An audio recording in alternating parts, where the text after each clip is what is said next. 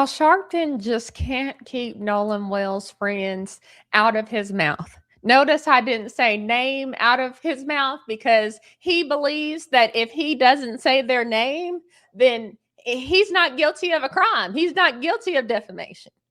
Well, that's not true. We're about to get into the latest news. Also, Jamal Bryant is hijacking Nolan Wells' case, and his parents should be aware. Let's talk about Jeff Metcalf because I think his reaction to hearing what has, I guess, what his sons are accused of saying is quite shocking to most. We're about to get into it. I'm Tamera. You're watching the Tamera Nealy Show. I would like to welcome back all my returning subscribers. And if you're new here, I would like to let you know I'm happy you're here. Now, quickly before we get into this, let's get into a word of prayer because on this show, we believe that prayer is our first resort and not our last. Lord, I thank you for today. Lord, thank you for allowing me to make it back home safely from Mississippi. Lord, I just pray for everyone tonight. Lord, I just ask you to give everyone peace and comfort this evening in whatever they're doing. In Jesus' name, amen. All right, all right. I am so happy to be back. Did you guys miss me? I missed you. All right. I have a lot to talk to you about. Now, as most of you know, I was out in Horn Island. I went to Horn Island over the weekend and I learned a whole lot while I was there in Mississippi. I got to meet Nolan Wells' friends, a couple of them and their parents, and talk to the lawyers who are involved in their defamation developing case. And I learned a lot. And I'm looking forward to sharing everything that I learned with you. So you want to make sure that your post notifications are on because the first interview will be dropping tomorrow between anywhere from 2 p.m. to 6 p.m. All right, 6:30ish. All right. I'm one person. So as soon as I get it done and it's edited, you will see it. All right. So it's already in the works. I just could not stay away from you guys. And so that's why I'm here tonight. I could be working on that, but I was like, I miss y'all so much. And I've been seeing your messages and I'm hearing you say, where are you? Like I woke up this morning to a message that says, to one of y'all commenting and y'all said, where's Tamera? I'm like, oh my gosh, I can't leave y'all in suspense. I want you to know that I'm alive, I'm well, and I'm blessed. All right. So I'm excited for y'all to see everything that I've learned. And well, y'all, I'm trying not to spill the tea, even though I see in the comment section that some people already want me to spill the tea. I'm trying not to spill it. You have to show up tomorrow. All right. So I will be discussing everything with you tomorrow, but I'm happy to be back with you today. Now, I want to talk about, let's start here because this is a story that I missed while I was either getting ready to leave for Mississippi or I was already there. I don't know. But as you all know, I covered it last week before I left. A lot came out in Carmelo Anthony's most recent hearing. And we learned a lot about him. And we also learned a lot about Austin Metcalf and Hunter Metcalf. Well, the Metcalf's father, Jeff Metcalf, is speaking out. And, before we watch this, I want to say that one thing that I've always appreciated about Jeff Metcalf is how honest he is and how blunt he is, because we live in a world where people can't just say what they think or feel. And one thing about Jeff Metcalf is he is unafraid to share his true thoughts. Now, has he said some things sometimes that people don't like? Sure, he has. But I will say that 80%, maybe over 80% of what I've heard him say is great. I don't have an issue with it. And so I want to get into this latest clip. Let's check it out. Oh, and just for further context, he has started a foundation, and he's going to talk a little bit more about this or about that. But I want you guys to see this because I want you to listen to him talk about his reaction to what happened in court. Let's check it out. Facts of what happened underneath the tent. Um, I wasn't made aware of this until almost at the end of the trial that this was going to take place because I fully expected Carmela to testify so I could finally ask one question of why. That's my main question. Then they proceeded to go all the way back to fourth grade and started to dig up every single bit of any school records, police records, whatever, from fourth grade on. They had an incident at school playing a game. It happened. Yes, they were also disciplined at home. They had an incident with some spray paint. And they even said to the police officer, yeah, we did some dumb stuff. We did some vandalism. Well, I had a little bit more harsher words when they got to my house and got home because they were definitely disciplined. And I said, this is not behavior that I condone. You know it. You're going to suffer consequences for this behavior. And, but, you know, some of the other school stuff, you know, Let's stop there for a second. Because if you go on certain people's TikToks and certain people's Instagrams and Facebook, you would be under the impression that Jeff Metcalf is a racist.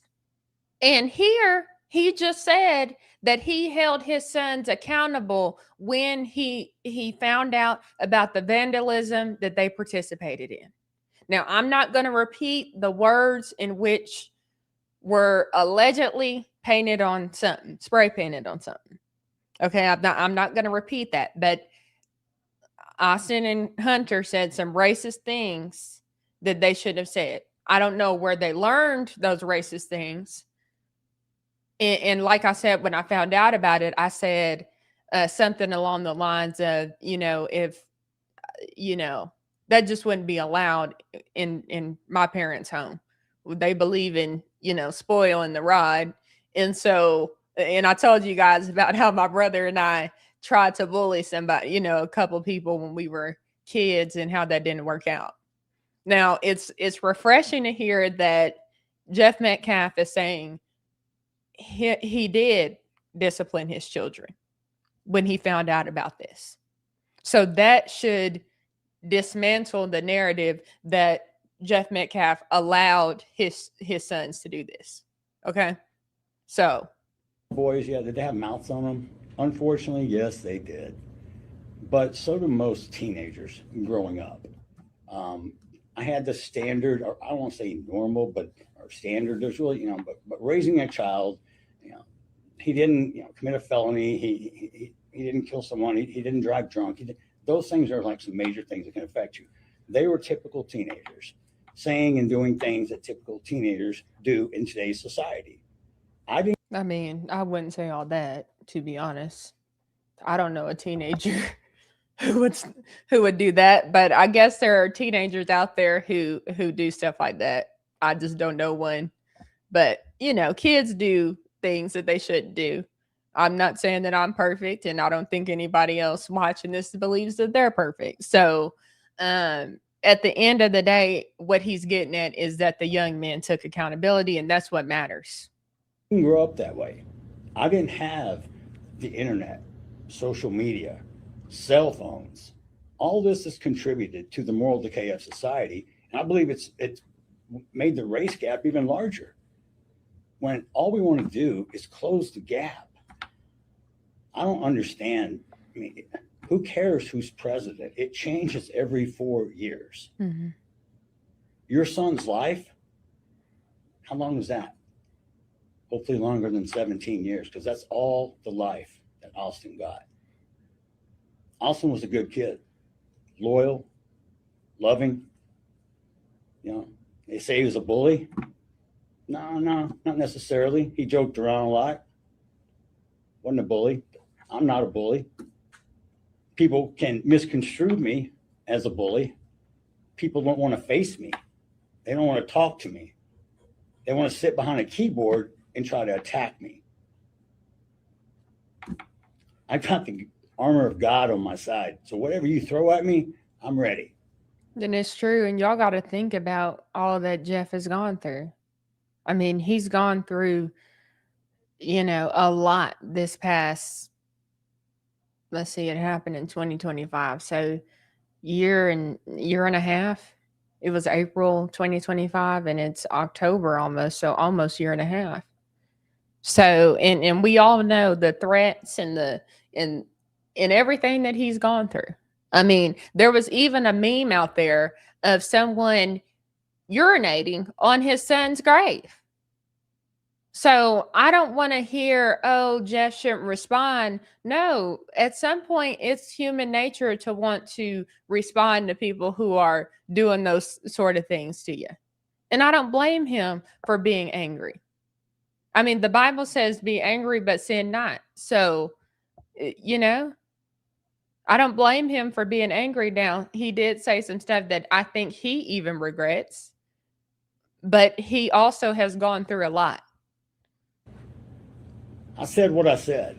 Not my finest moment that night when I was emotional. Let me ask you one question. What would you say to someone if your son was murdered and you had to sit there for 14 months and listen to the vile lies, comments, and memes about yourself, your sons, and not say a word? Let me ask you, what would be your response? Because here's something everybody's forgetting. Austin and Hunter, they're not on trial. They're not convicted of a crime. They didn't murder someone. But yet you want to attack their character? You better look in the mirror and check yourself.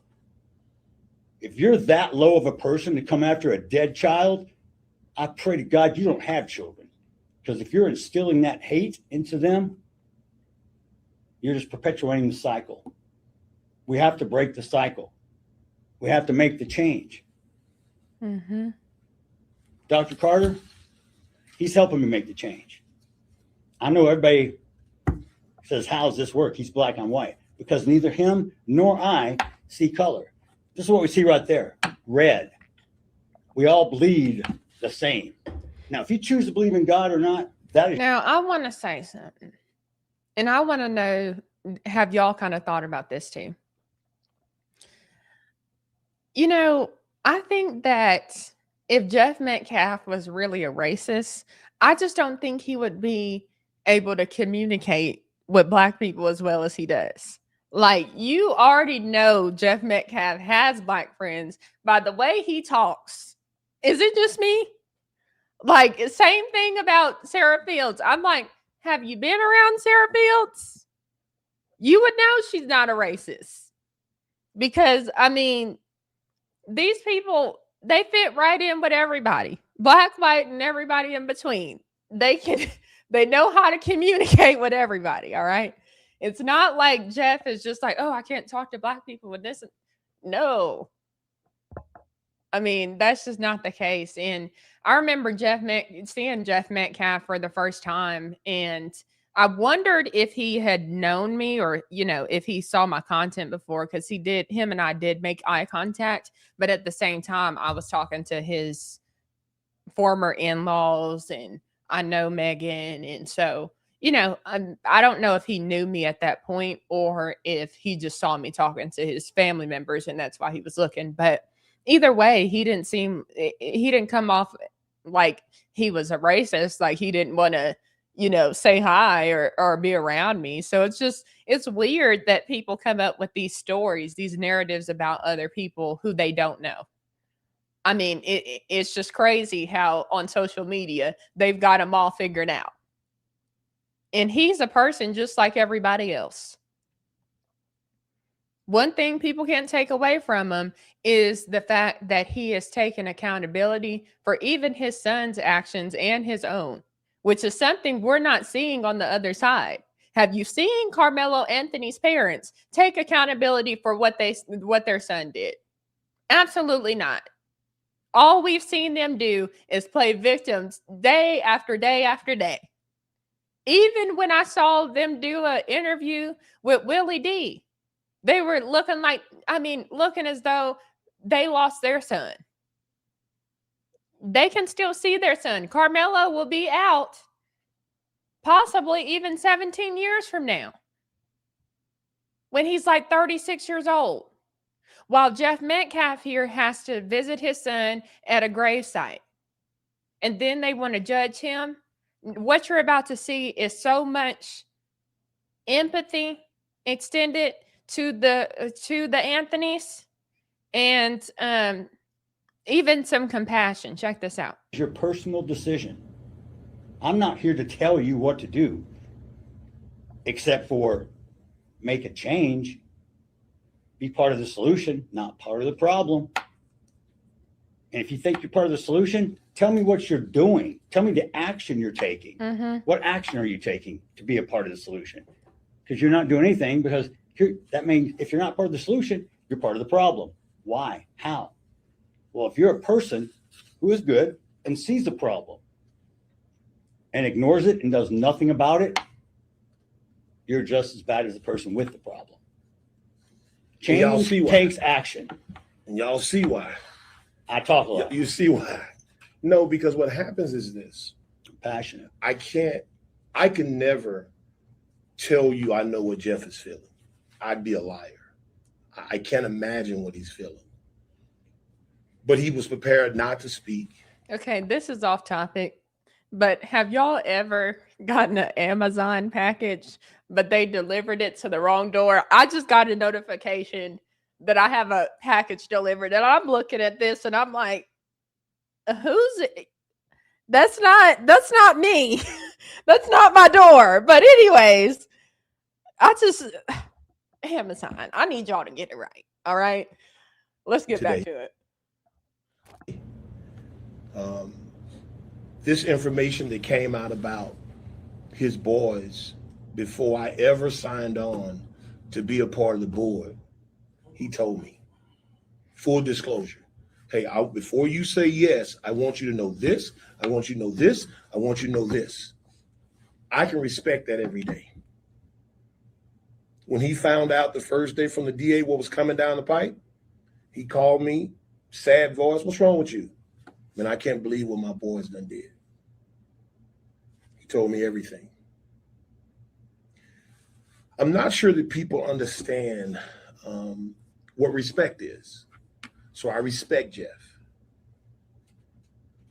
You may not like what he give you, but I can respect his forwardness and I can respect his honesty. To me, those are qualities that if more of us had those, we could work past our differences. So the gentleman's agreement. I'm on record saying that I thought, based on the information I had, that Carmelo should have got 10 to 15 years manslaughter. That was the information I had. After the information was made public, I had to change that view. And thank God he should be. No offense to Mr. Bruce here, because he's doing a great job, and I'm so glad that he's a part of the foundation, the Austin Metcalf Foundation. And everyone, if you can, please support the Austin Metcalf Foundation. I'm not sure exactly how to get involved, how to support as far as financially, but if you have some time in your schedule, please do whatever you can to help, because I think that this is a good foundation and obviously needed.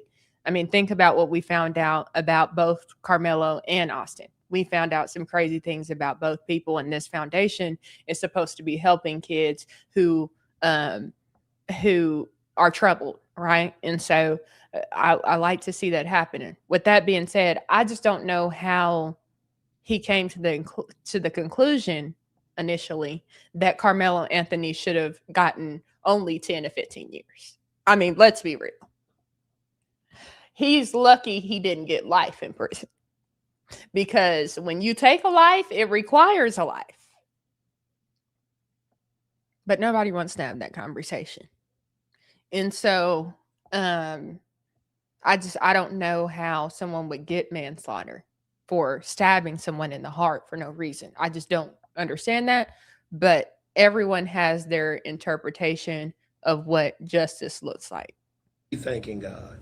His family should be thanking God that there was a gentleman's agreement. I personally believe that that gentleman's agreement saved him from having a lot more years.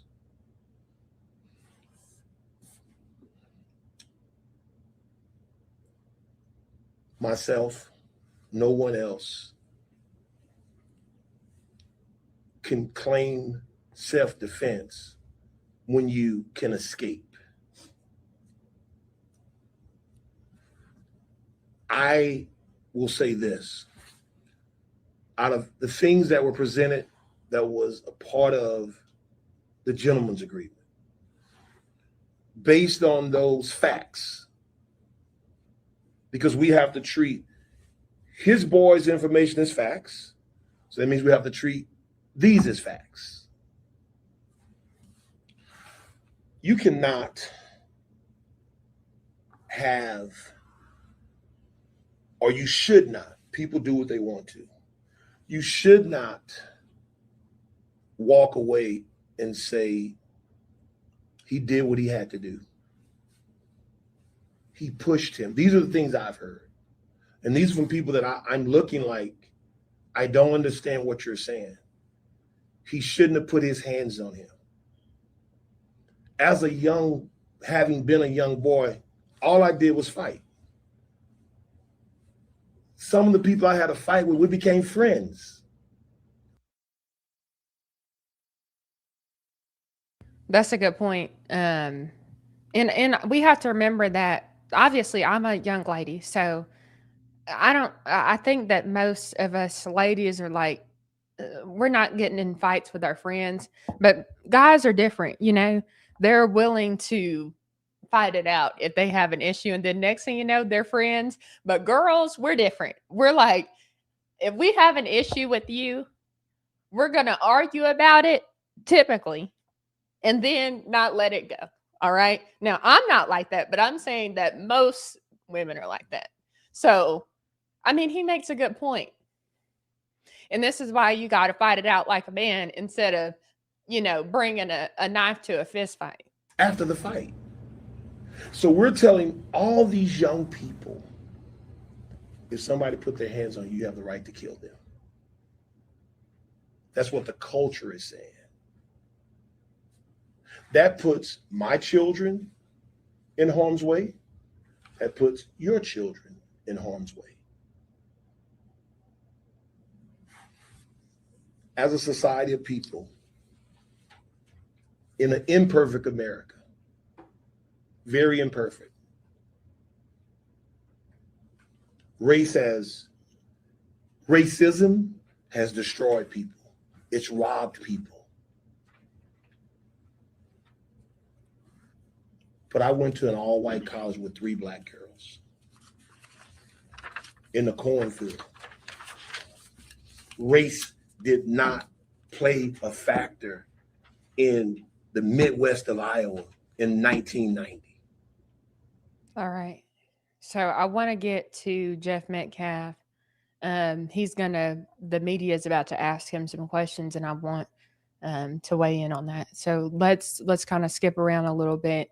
I didn't want to let this case go. I've been following it since the very beginning, spent some time in Frisco, Texas, covering Carmelo Anthony's trial. And so, yes, we are in the middle of covering Nolan Wells' case, and we're going to get to some updates, but I just couldn't let this go, right? Because I do genuinely care about the Metcalf family, and I wanted them to get justice for their son. And, you know, when the appeal was kind of unfolding and Carmelo Anthony's supporters were celebrating that Judge Roach was recused, there was that part of me that was like, man, I was so upset and I was so angry, and I was thinking, man, I hope Carmelo Anthony doesn't get a new trial. I didn't want that to happen, because if that happened, then I knew that I would probably end up going back to Frisco and covering it all over again. And I'm telling you, that was a lot. And a lot of you watched me live when I was covering the trial. And it was a lot for me to go through. But it made me stronger and a better, I think there was a change in me. And I think most of y'all noticed that just in my overall content and my confidence as a journalist. And so I'm grateful for the experience that I had there. At the same time, Carmelo Anthony supporters are so vicious. I mean, they are crazy. Um, a lot of them are. Now, some of them I did become friendly with, a few of them. But others of them, we just couldn't see eye to eye, I guess. And y'all saw me get threatened by some of them. So, anyways, I went to my dentist today, and he was telling me, he was like, "Yeah, you need to be careful." Because I was telling him I just came back from Mississippi, and he was like, "Oh, that's good, yeah." Um, I did you have security? Because that one man was threatening you when you were in Texas. I was like, "You actually watch? Wow." Anyways, so there's always something we can learn from every experience, but I couldn't not cover this. I care about the Metcalfs so much. Shout out to Megan Metcalf. She's just such a sweetheart. But anyways, let's see if they're about to ask him some questions, and then we'll move on to the next topic. I want to talk to you about something else. In court last week about Carmelo Anthony and about your son, including allegations of his use of racist words, violence, threatening violence. What would you say to people who think about Austin and the foundation in his name differently now? I mean, if you're trying to judge a person on just a snippet of someone's life or a 10-second clip of someone saying something without having the whole context, I would ask these people, did you know my son personally? Or were you just listening to the little snippet that was in court? Mm-hmm. That was only 20 pages, and that was for both my sons. Right. I don't know why they chose both my sons. Hunter's still alive. He's not on trial. Neither was Austin. He's not on trial. Me personally, I don't believe character had nothing to do with being brought into this trial for the victim. The victim can't speak. The victim's dead.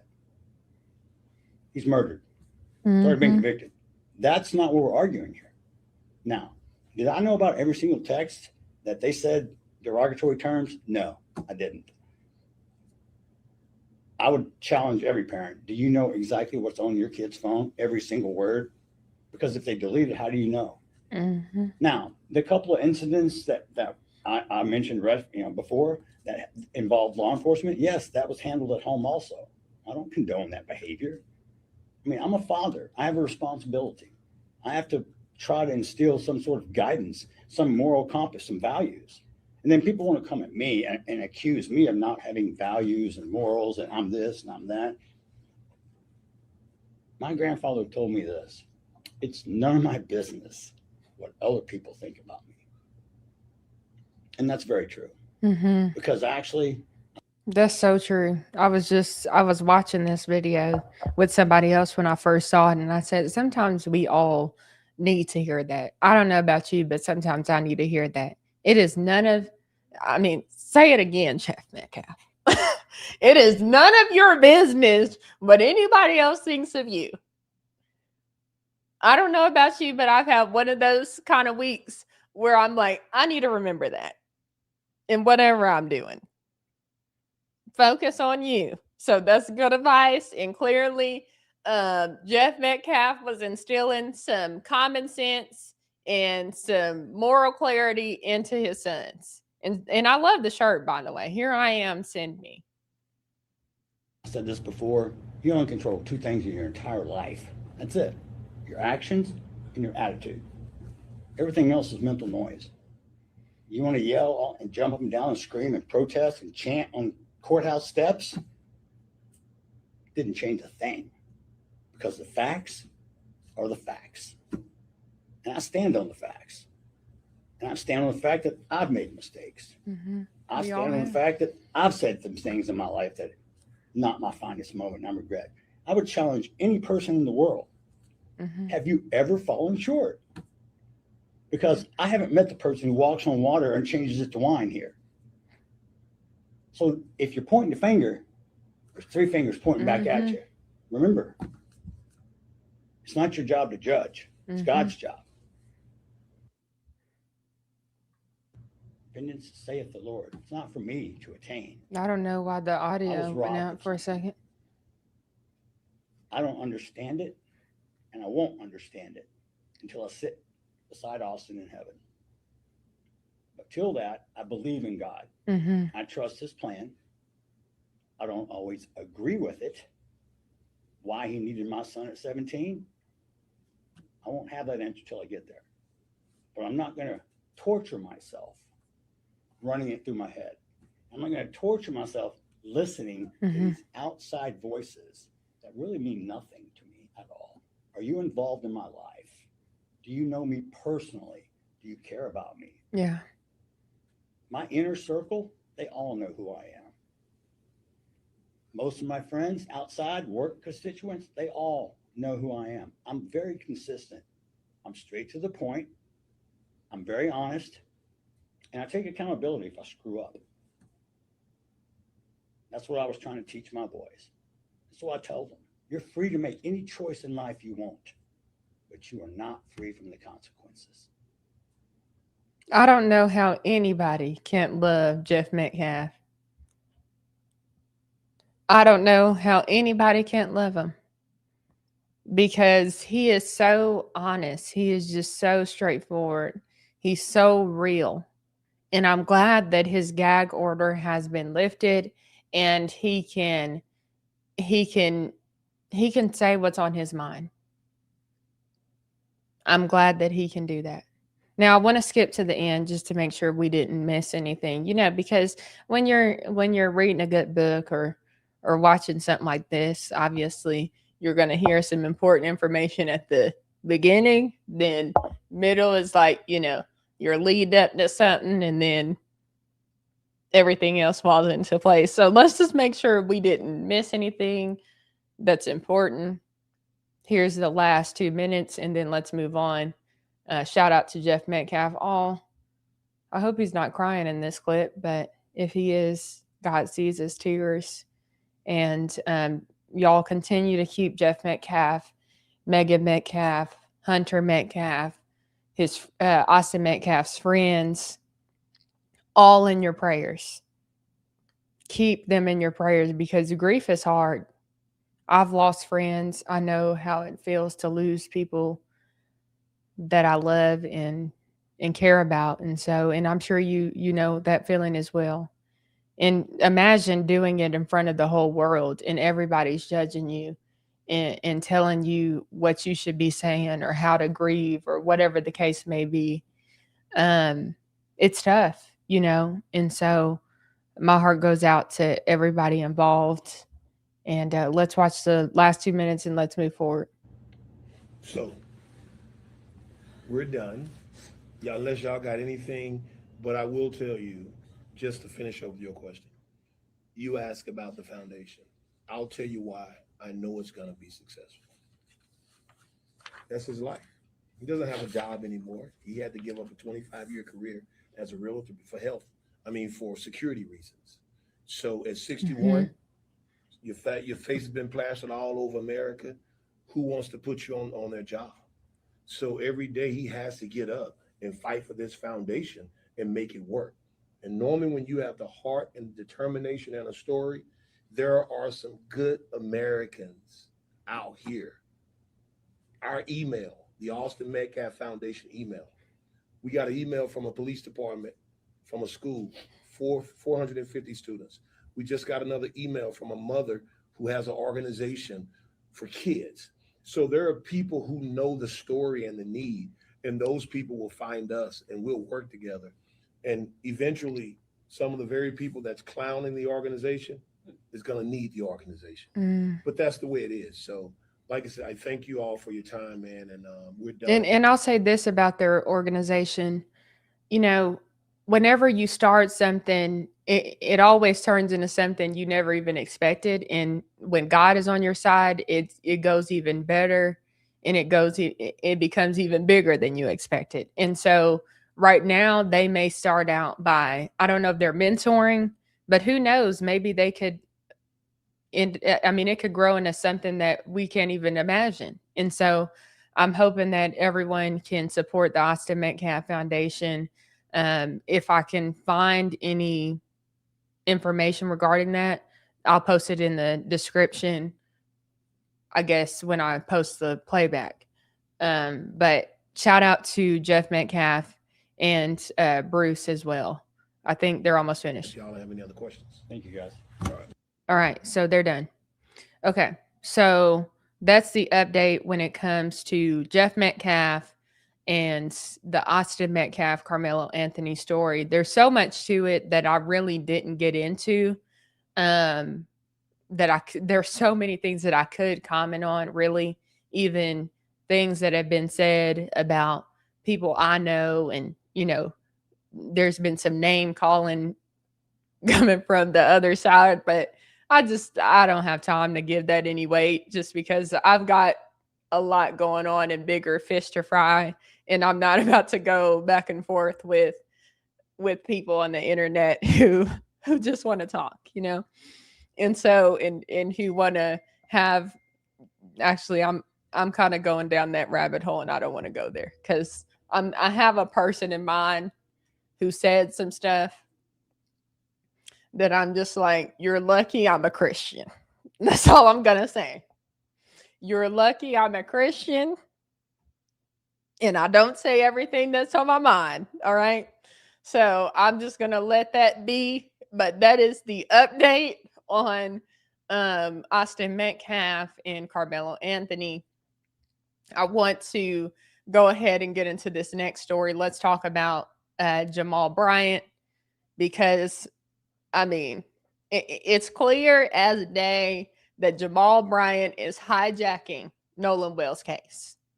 And Don Lemon, he's another hijacker. Now, y'all won't believe what is said in this interview. I watched like the first 2 minutes, and I was like, oh my gosh. I started laughing because I couldn't believe how Don Lemon painted this story and his involvement in Jamal Bryant's involvement. It was just crazy. Now, let's go ahead and get into it. I want to know what you think. Then we're going to hear more from Jamal Bryant, because it just gets worse and worse. Then we got to talk about Al Sharpton, because I know you saw the thumbnail. If you're watching the playback, make sure you watch that video. But we got a lot to talk about, because I got to give you all the Nolan Wells updates. I've been MIA because I've been actually getting the scoop, first person account of what's going on in this case. And I'm telling you, I've been right about a lot. Now, I don't usually say that, because it's like, okay, I'm not trying to toot my own horn here, but when I went to Mississippi and I talked to Nolan Wells' friends and everybody who I talked to, I was like, wow, interesting. I knew they were innocent all along, but I mean, nobody can deny it if you talk to them. You'll hear more about that tomorrow. Let's go ahead and watch this. Are Nolan's two younger brothers, who are both in high school and are both student athletes as well. And so it was important for the community and for the nation to see that this is not just a hashtag, but this is a family that is being impacted. And all of them are trying to soldier on. And you could see during moments of the rally, the younger brothers trying to keep their composure and to keep their calm, but still are washed in grief. And so it was really to hear the whimper of a strong father who said to us that the only thing he wanted was to raise his children with moral fiber. Now, I don't know why Don Lemon's team had the clip playing to where you can hear it, because I don't know about you, maybe it's because I have on my headphones, but that's a bit distracting. I'm hearing Christine, and then I'm also hearing Jamal Bryant. So hopefully we can focus in on Jamal Bryant, but if you're hearing that too, just know I'm also hearing it. With integrity and character. And he felt as a father that he had done that. It really riveted the room and really struck a chord. Okay, let's to all let's of skip the a little mother bit grace. because I can't believe that here we are, 46 days in, as we've said, and we still don't know. Again, I'm glad you mentioned, the young men, or you said they're adults, and you're right.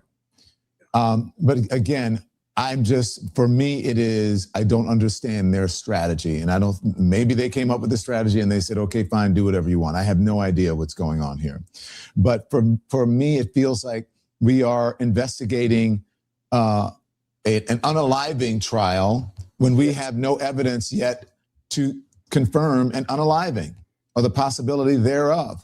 And I feel like that side is jumping to conclusions and making themselves look as if they're defending themselves from something that has not either been not been proven, absolutely, but has not been alleged by any authority anywhere. Right. And then putting the mother on trial. Or disprove it. What are we talking about? Please, somebody tell me, what are we talking about? Did you just hear what Don Lemon just said? I mean, I couldn't help but laugh out loud because he's sitting here acting as though he didn't just play Willie D's clip. Willie D has been saying that this is a murder case since the very beginning.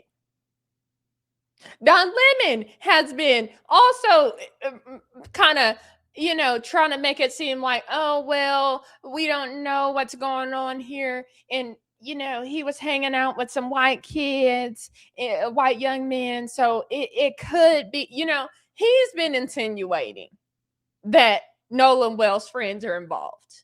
Then he wants to sit here and try to reshape the narrative as if we've all forgotten what he said this entire time. Absolutely not. And even Jamal Bryant is not going for it. Because what did Jamal Bryant just say? And I don't support any of what he said, but even his own team, his own side is looking at him like, no. I know why Don Lemon is doing this. Because he doesn't want a lawsuit. He's already in trouble with President Trump.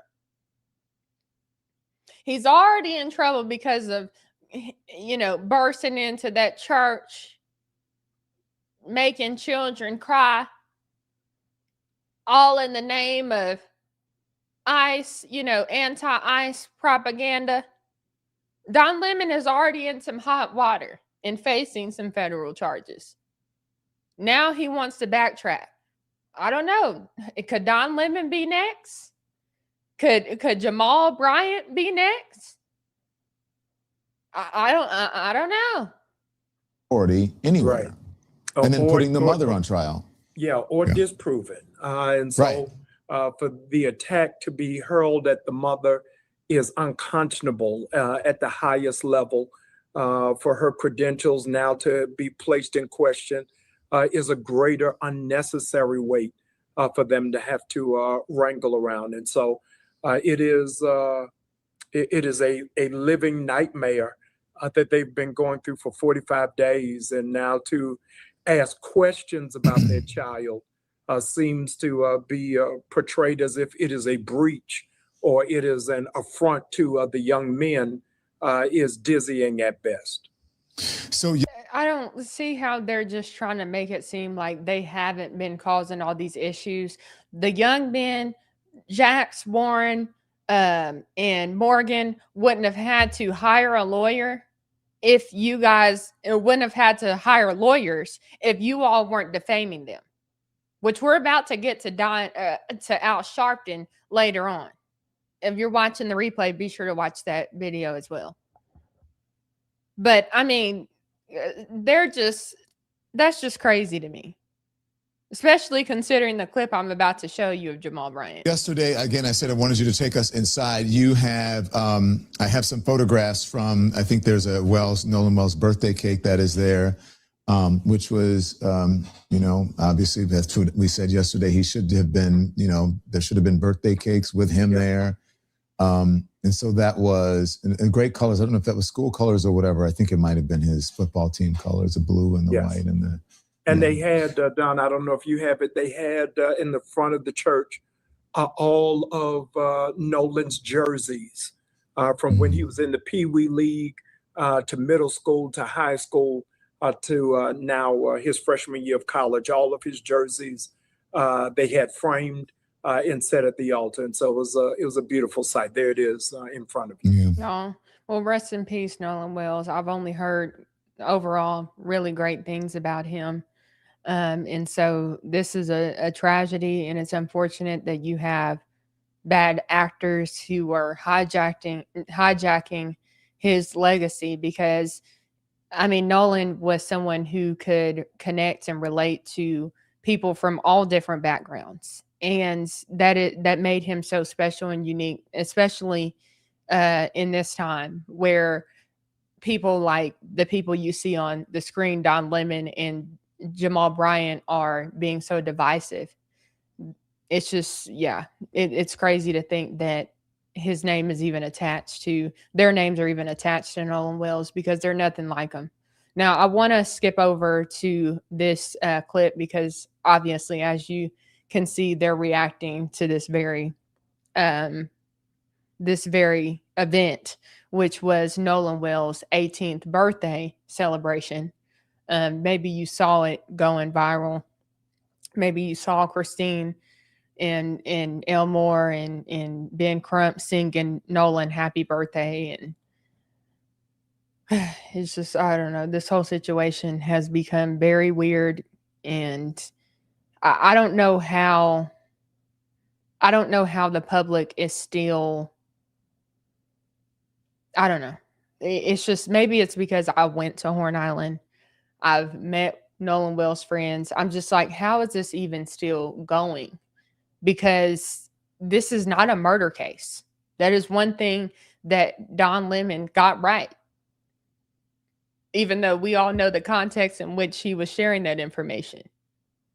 I don't know how they're keeping this on. And then also, I don't know how Jamal could get up there and say what he's about to say. Check this out. It's the response of every system that has been slow to investigate a Black child's death. I bet you $1,000,000 if it was 5 Black boys and 1 white boy on the boat. By now, there would have been an arrest, there would have been a warrant, there would have been a seizure, but because America doesn't believe that Black lives matter, they trying to act offended because we want to ask the question, what happened to our brother?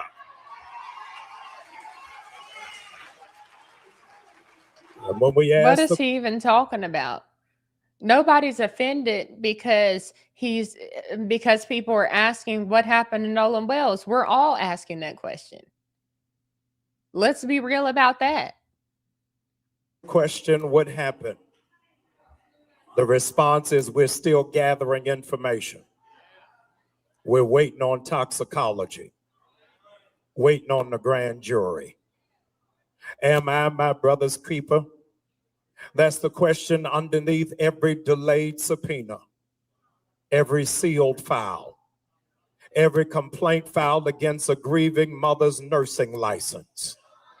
Instead of asking whoever left her son on the island, the institute. They aren't just asking questions, just like Candace Owens has not been just asking questions the past year during her quote unquote investigation into who murdered Charlie Kirk. Speculation. What is that name that I've been saying a quote? Speculation, or what is it? Oh yeah. Speculation does not equal evidence. Just because you're speculating something happened does not mean that there's evidence to support your theory or your narrative. And it's clear as day that these people are very good at spinning their narrative. Now, this is something I just noticed. Maybe you didn't notice it, but since the video is paused, you can kind of just see everybody in this clip. What is this lady doing on her phone in church? And she's sitting isn't she sitting on the, what do you call this? I don't think they call it a stage, but is it pulpit? I mean, I noticed that. Was I the only one who noticed it? Mississippi still muttering Cain's excuse. It's not my problem. I wanted to come to Mississippi today from Georgia to let the system and to let the establishment know, let that be the last time you try to intimidate a black mother. She's got every right to fight for her son, to stand for her son, to question her son. And you better not mess with her nurse's license. Leave that black woman alone. She's got a right to ask, where is my son?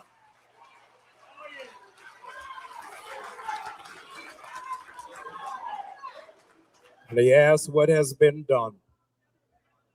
And the voice of the brother's blood began to cry from the ground. Because Biloxi, the ground kept the evidence. Understand what God is saying here, that before there was DNA testing, before there was a coroner, before there was a single forensic tool, the ground had to testify. The dirt would not stay silent about what happened. And I want them to know if the... What is he talking about? You see how he's using scripture to validate his narrative, even if what the scripture is saying has absolutely nothing to do with the topic at hand? This is what happens in a lot of woke black Marxist churches. They do this time and time again. This goes back to what they're doing is something that has been happening since before 1960, probably the 1940s.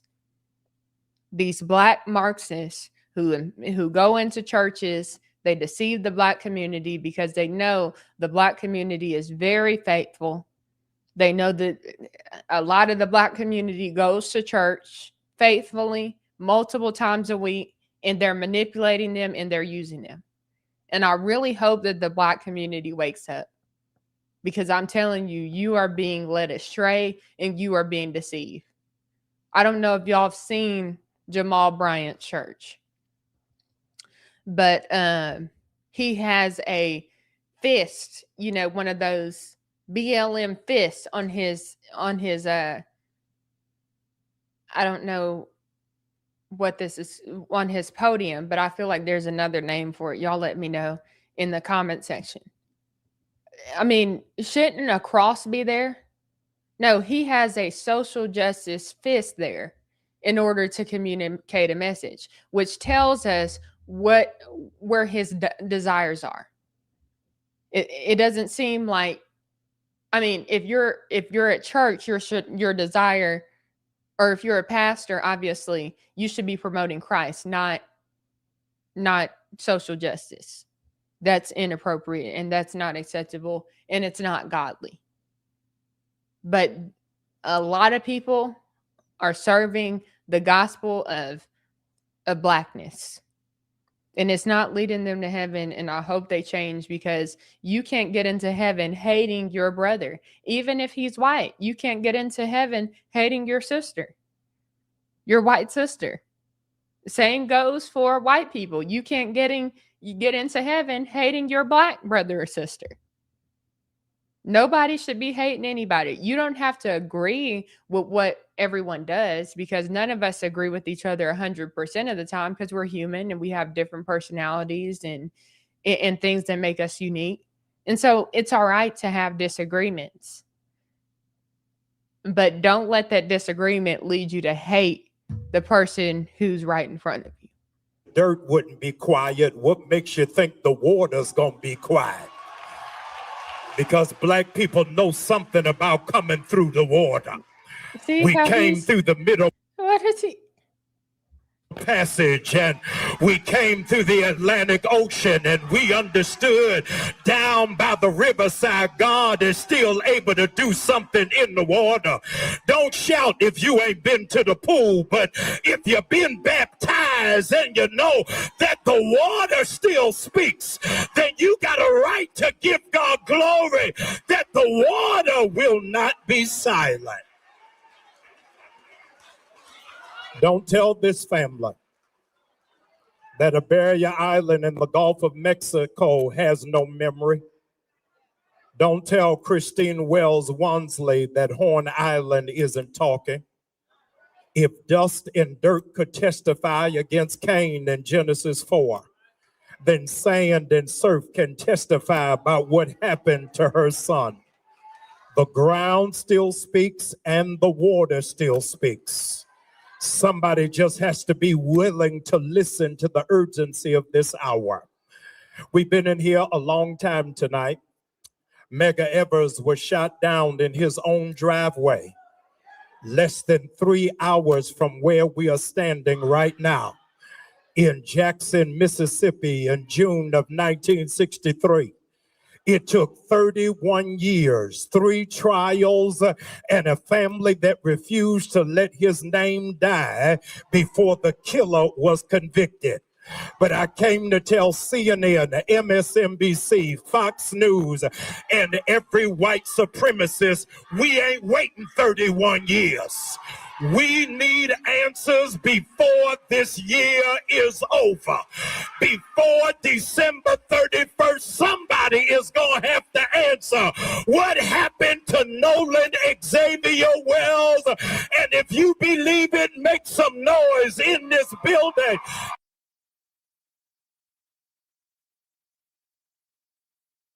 I mean, it's unbelievable what he's doing throughout this message and sermon. Knowing good and well, this is not, I mean, I don't like how there's too much intermixing. Are you talking about the Bible? Or are you talking about Nolan Wells? Let's be real. Like, you know, there's got to be some answers. Christine does not have 31 years. His father doesn't have 31 years. His siblings don't have 31 years.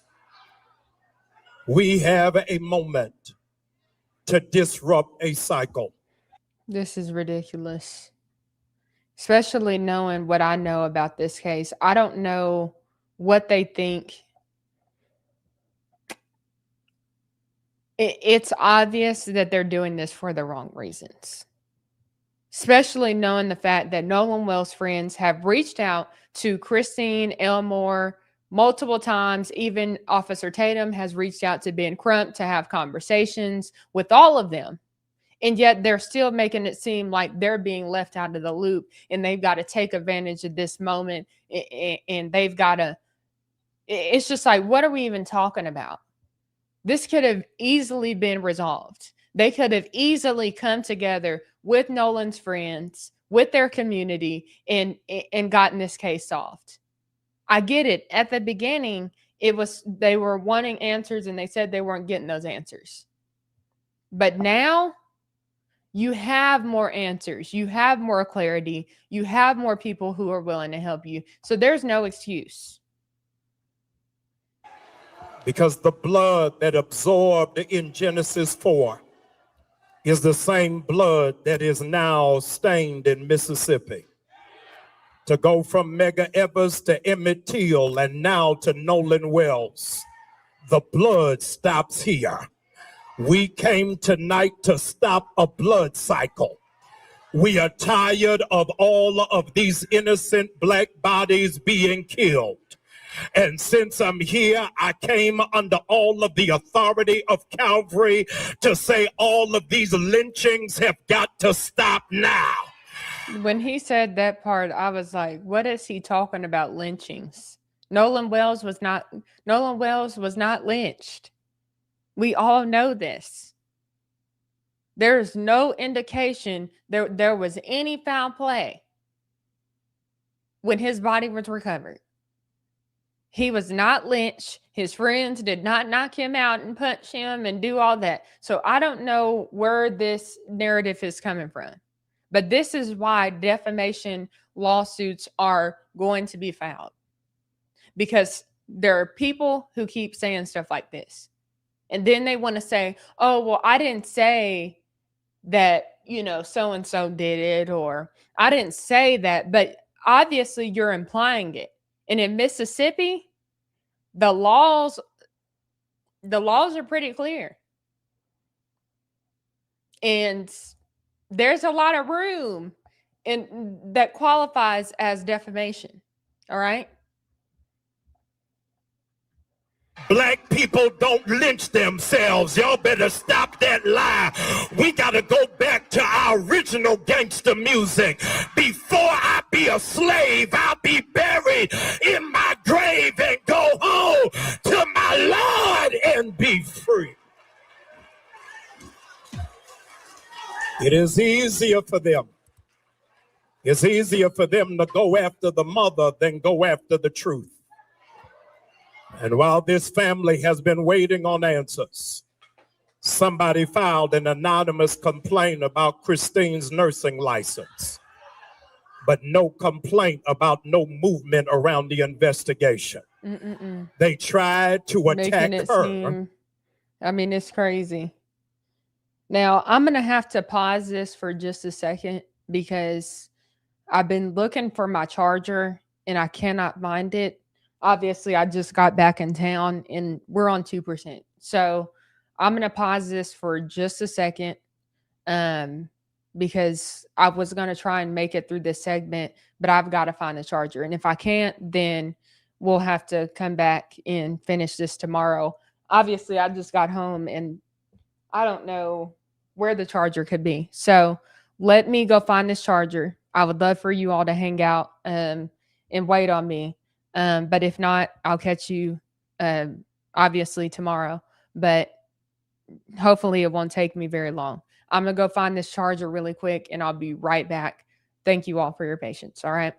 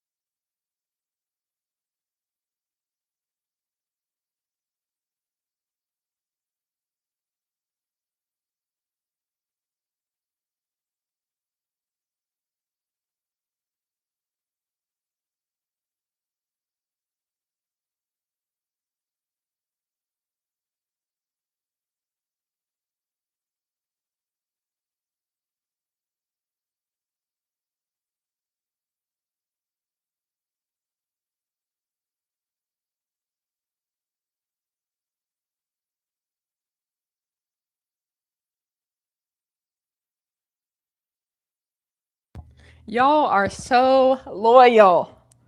Oh my gosh. Thank you so much for waiting on me. I found my charger. I was like, usually it's just right there. So obviously there's some things that are kind of out of order right now because I just got home. So thank you so much for your patience. Let's get back into this. Rather than attacking the issue, they complained that they do not have enough evidence, but they had enough evidence to say it was an accident. How did you know it was an accident when we didn't have all of the answers? We did not come to threaten anybody. We just wanted to remind you that it rains on the just and the unjust. You can try to play with black people if you want to, but you forgot we are some of God's favorite people. See, he said the quiet part out loud. That's the problem with a lot of these black liberals, these black Marxists, is they believe that they're God's favorite. Now, he did say some of God's favorites, but I'm convinced that they believe that they're God's favorites. I mean, a lot of them even believe that Jesus was black, which I know is an ongoing debate, but let's be real, Jesus was Jewish. So, but they have to make everything about blackness.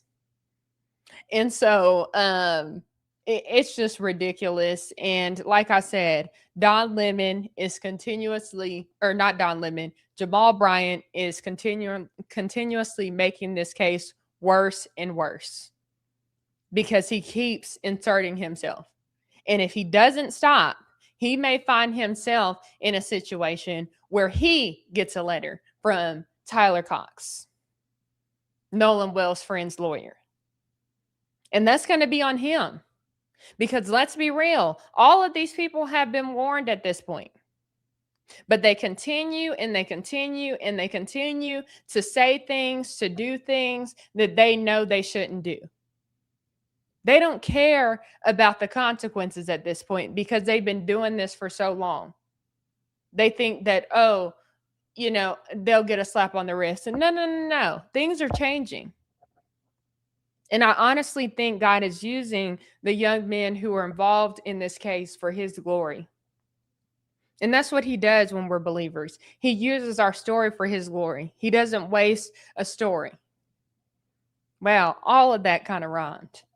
And I wasn't even trying to do all that. But it's true.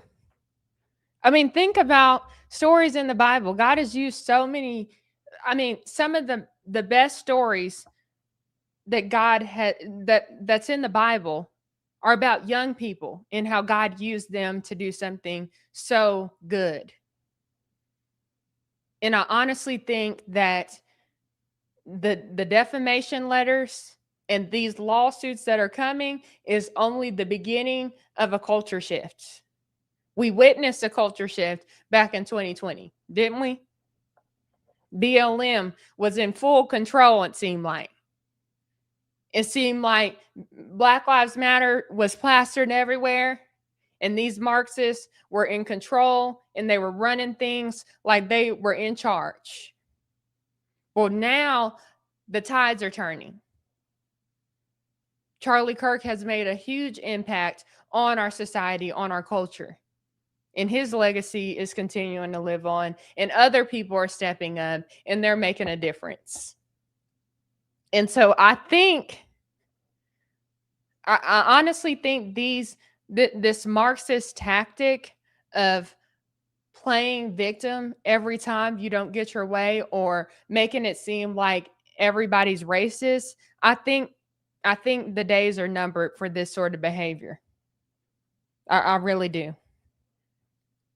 Now we'll watch a little bit more, see a little bit more of this craziness. Then we should move on to Al Sharpton. We don't die, we multiply. We can take a licking, but we keep on ticking. Come on, you're somebody in this room understand. After all that we've been through, we still got our joy.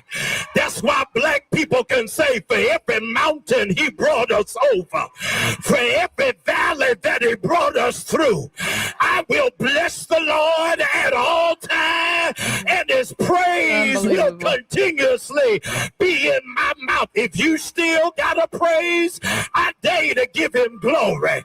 Trump is in office, but I'm still going to give him glory. What does Trump have to do with your sermon, sir? Stop bringing my president in the middle of your mess. He has nothing to do with you. They trying to take away Medicare for all, but I'm still going to give him glory. They trying not to finance HBCUs, but I'm still going to give him glory. To God. They're trying not to finance HBCUs. This is why I'm glad I let it play out for just a little bit longer, because we all know good and well that it's not true. President Trump is the only president who has given funding to HBCUs for the next 10 years. So miss me with that, Jamal Bryant. Miss me with that. Barack Obama is the one who was requiring them to come back every single year to maybe get funding or not get funding.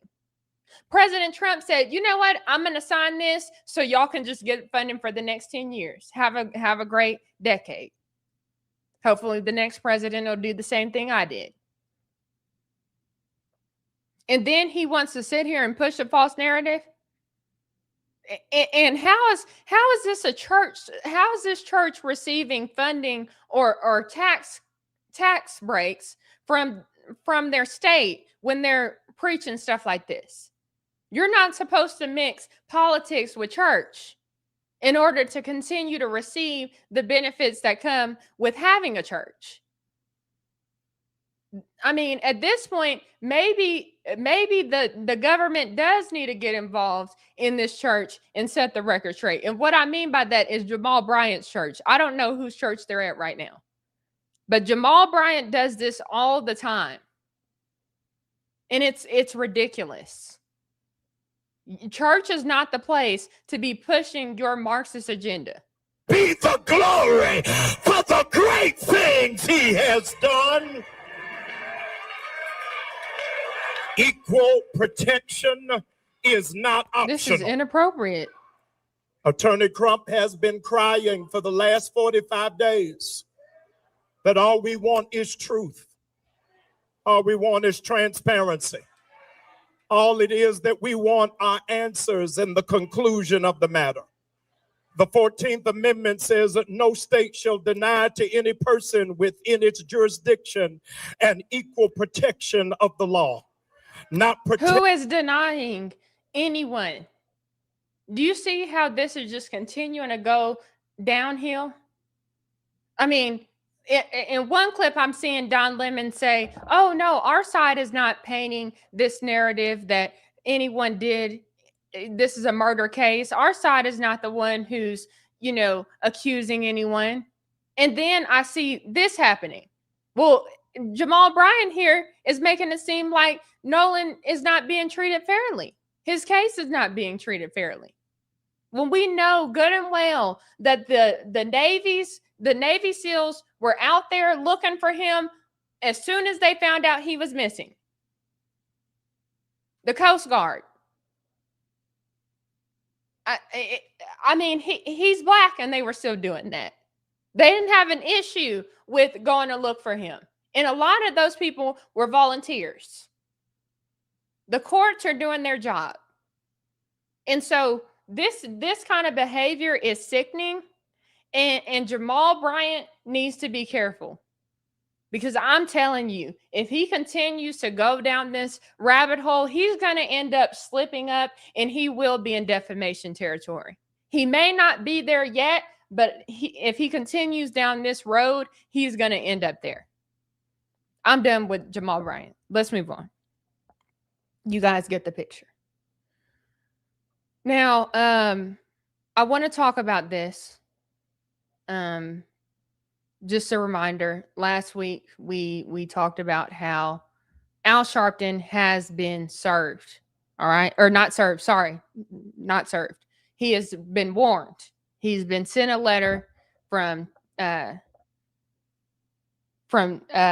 Cox law firm. And they basically told him, you continue down this road, and we're going to serve you a lawsuit.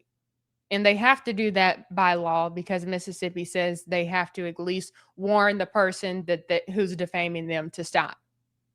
And I'm going to just read this first page real quick just so we can go over it, just in case somebody didn't watch the video when I posted it.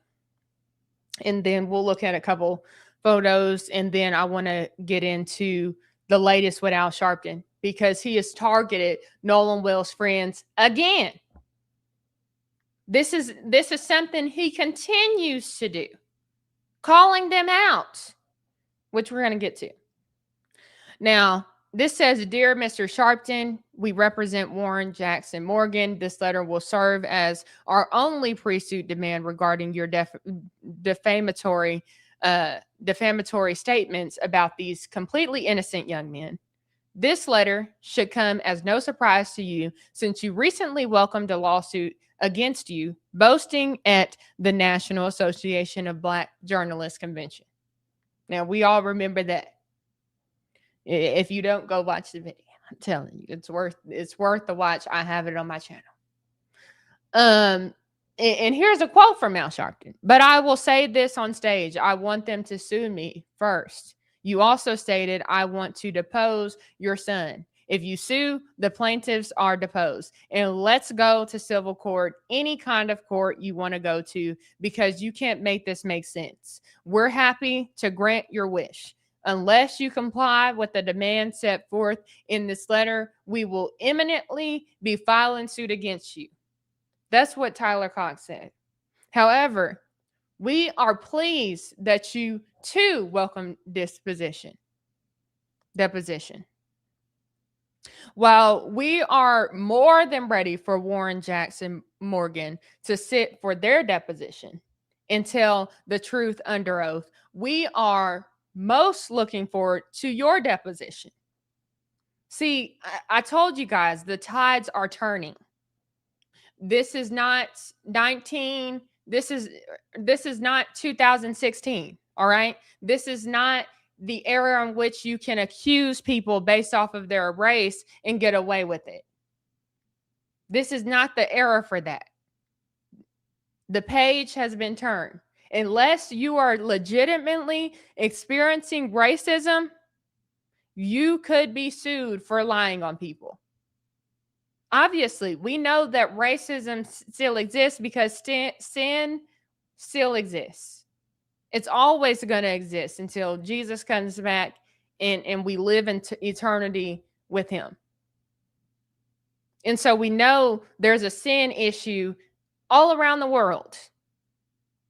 With that being said, we're seeing a lot of grifters exploit innocent people in order to push their agenda and their narrative and to keep control and to win elections. Let's be real. The midterms are right around the corner. But look, these young men are not backing down. Their lawyers are not backing down. And here Tyler says, smearing the reputation of innocent young men, mourning the loss of their friend to score cheap political points will prove far easier than explaining yourself under oath. Indeed, you will find dealing with us to be an altogether different experience than indulging in a slanderous rampage applauded by the fawning, I don't even know what that says, sycophants in the echo chamber of your inner circle. If I didn't say that right, feel free to correct me in the comment section. I won't get offended. The quotes go on and on. Al Sharpton has said multiple things. I want to get to these pictures, then I want to show y'all some video, okay, of Al Sharpton calling out Nolan Will's friends. Why he thought this was a good idea, I think I have an idea why he thought it was a good idea, because I think he really thought he could get away with this. He would never be held accountable because Al Sharpton has been participating in this grift and organizing this grift for a long time through his network action, whatever it's called. All right. And now you got Dominique Alexander in Texas trying to do the same thing. with the Next Generation Action Network. These grifters have to be held accountable, or else they just pass this grift down to the next generation, and they exploit innocent, good people. I mean, think about that story that recently came about. I don't even know who the story was, what the person's name was, but a young man had died under some circumstances. I'm not exactly sure how he passed away, but he was Black, and Ben Crump took on his case, and his family had paid Ben Crump through the GoFundMe and gave him probably more than likely, allegedly, I don't know exactly how much, but more than likely around 40% of their, GoFundMe money. And he never ended up sticking with them and just left them high and dry. I mean, it's sad because there are people who really go through things, and I don't know the whereabouts of that particular case. You guys probably know which one I'm talking about, but people really go through things, and then they trust these grifters, and then they end up getting exploited. And it's unfortunate, but it continues to happen because people continue to fall for their lies. They continue to show up to their churches week after week and hear this foolishness and not protect their eyes or their ears. And so they end up falling prey to this. And so I want to show you guys some photos and stuff. This is kind of from Horn Island. And this was kind of pointed out to me. I kind of already talked about underage drinking, and I'm not going to stop talking about it because I think it's something that really should be talked about. I recently learned that in Mississippi, people are considered minors until they're 21 years old. And so Nolan Wells, I believe, was 19 years old. Well, here I can see him holding at least 2 cans of alcohol right here in this one photo, which I didn't catch this when I first looked at the documents. I think we all are, people with common sense are putting 2 and 2 together and are thinking, it's more than likely probable that he drowned. Let's be real. And after going to Horn Island, y'all, I spent the weekend, I spent one day at Horn Island. I will tell you, I can believe that he possibly drowned. I can, because it's such a dangerous environment and you can easily get dehydrated. I was dehydrated. I mean, the sun is right in your face. It's a beautiful place, don't get me wrong, but maybe it's because of where I was born and raised. I don't really find enjoyment. I don't find it enjoyable to go to an island that is just, there's nothing there and just hang out. That's not my thing, but there's no offense to anybody else who enjoys that. It's just that I felt kind of like, wow, this is scary for me. Because if something happens, you have a medical emergency, there's no one to help you. There's no doctors, there's no police officers, nothing. So really, I think that this, going out to Horn Island, I feel like is enjoyable for people who are used to being on boats, used to that environment. But for somebody like me, I would be cautious going there, and I would definitely, I would just be very careful. And I've been saying that since the very beginning. If you go to Horn Island, especially if you're a young adult and you're underage or even of age, you probably shouldn't just be drinking out there and not aware of your surroundings. You should probably also be eating food while you're out there so you have energy. And so there's so much that goes into being on Horn Island that's just not talked about enough. And so I think that Al Sharpton and Ben Crump really did not have enough information to come out and say all of what they've said so far. And now they're in too deep and their pride is involved. and pride comes before a fall. Now you got Al Sharpton saying that he wants Nolan Will's friends to sue him. Isn't that just strange? Like, there's no sort of, he's just careless about it. In the court of law, that's recognized. I mean, saying that is enough to be considered defamation in some courts, because it's like, it's showing that you don't even care what you're doing to someone else. And so, as you can see, more photos, which some of this stuff I'll address tomorrow, and this weekend. But I want to get to this next video, because I want you to see Al Sharpton dig a deeper hole for himself. Because that's exactly what's happening, is he's digging a deeper and deeper hole that he won't be able to get out of. Let me pull up this next clip for you. You don't want to miss this. Let's check it out. Let me make sure y'all can see it. Perfect. The community, that Ocean Spring. And as one would do with friends, holidays you spend together. On the 4th of July of this year, he and 3 young white male friends, people he was acquainted with, decided to go to Horn Island because that's where a lot of the festivities happen. Hours later, the 3 friends came back and he was not with them. And that is where the mystery happened.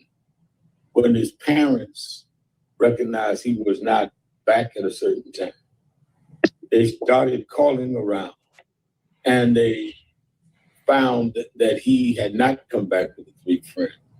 And that's where it gets clouded. What the friends knew, when they knew it, why they didn't hand over his cell phone right away when it was clear he was not back with them, the keys, all of that needs to be litigated. See how he's just bringing Nolan Will's friends into this? Keep in mind, remember what Don Lemon said? He made it seem like, oh, I don't know why the friends would even need a lawyer. I don't know why they're, getting involved, because nobody's questioning them. No one is implicating them in this story. Obviously, that's not true. Al Sharpton himself is bringing up Nolan's friends right here. Keep in mind, this is a prayer visual meeting that Al Sharpton hosted, and somebody just sent me the clip of it because I didn't even see it. I didn't get an invite, I guess. I wonder why. Maybe it was a public thing. I don't know, but I had to say that, right? And so, as you can see, Dr. I don't even know if he's a doctor, but Connie, the therapist, is there falling asleep. And Willie D is also there, which we all know what Willie D says and how he, everything he believes about this case, which is just horrible. Anyways, let's continue. But today, what I wanted to raise, the National Action Network wanted to raise, is that the morality of this issue is something that the faith leaders around this country need to raise up. We are not saying, the parents are not saying, and they came to National Action Network, held their first national press conference with our Attorney General of Black America, Ben Crump. Connie is just worn out. He's wore out. Somebody needs to tap him on the shoulder and just say, hey, it may be time for you to get off of here. Because, he's just, he's dreaming at this point.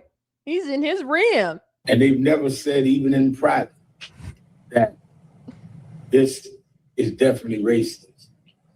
But the local law enforcement said it was definitely not any foul play found. That's when people like me ears perked up and said, wait a minute, if you're going to make a predetermination in 2 days, then that doesn't smell right. Smell right. And we Why committed. does he keep saying smell? What does I mean? There are five senses. Okay, he could have said another sense that made sense, which is that doesn't look right. Why does he keep saying smell right? That doesn't even. It's just it sounds weird to me. I don't know if it's just me, but I'm just like, why are you doing that? It just doesn't sound good. National Action Network and people all over this country that we were going to stand with this family until there was the answers given to what happened to Nolan Wells. Why were these stories so inconsistent and not making sense? One of the things that also disturbed me is we started being attacked. The governor of Mississippi said he didn't know why Ben Crump and Al Sharpton was in there. And the parents, one of the parents of one of the three guys, said we were causing trouble. Why are you getting angry or feel under attack when people are saying, we just wanted to know the truth? You should be coming saying, we'll help you find out the truth. My son was out there too. The governor should be saying, we'll help you find out the truth. So sometimes your reaction gives us a feeling about what are possible actions. So it is on this day that we wanted to have you, and there are over 300 ministers I can see now in the queue. How many we got, JT? 400. We got 400 ministers on. And I want us to pray in unison for this family. I've worked the last decade, half century, with families. I've not met a stronger family, a more reasonable family, a more committed family. Not to the cause, but to their son. They're not members of National Action Network or any other civil rights group. They are ordinary people trying to raise an ordinary family with a son that clearly had extraordinary athletic skills. And I was with them. Let me thank Attorney Ben Crump, who's worked tirelessly. I've been told that one of the people that was with Nolan has been online watching this. If you want to come forward, call us. I'll get you an attorney. I'll pay for your attorney of your choice. We just want the truth. You don't, if you have nothing to really be concerned about, then you should step forward.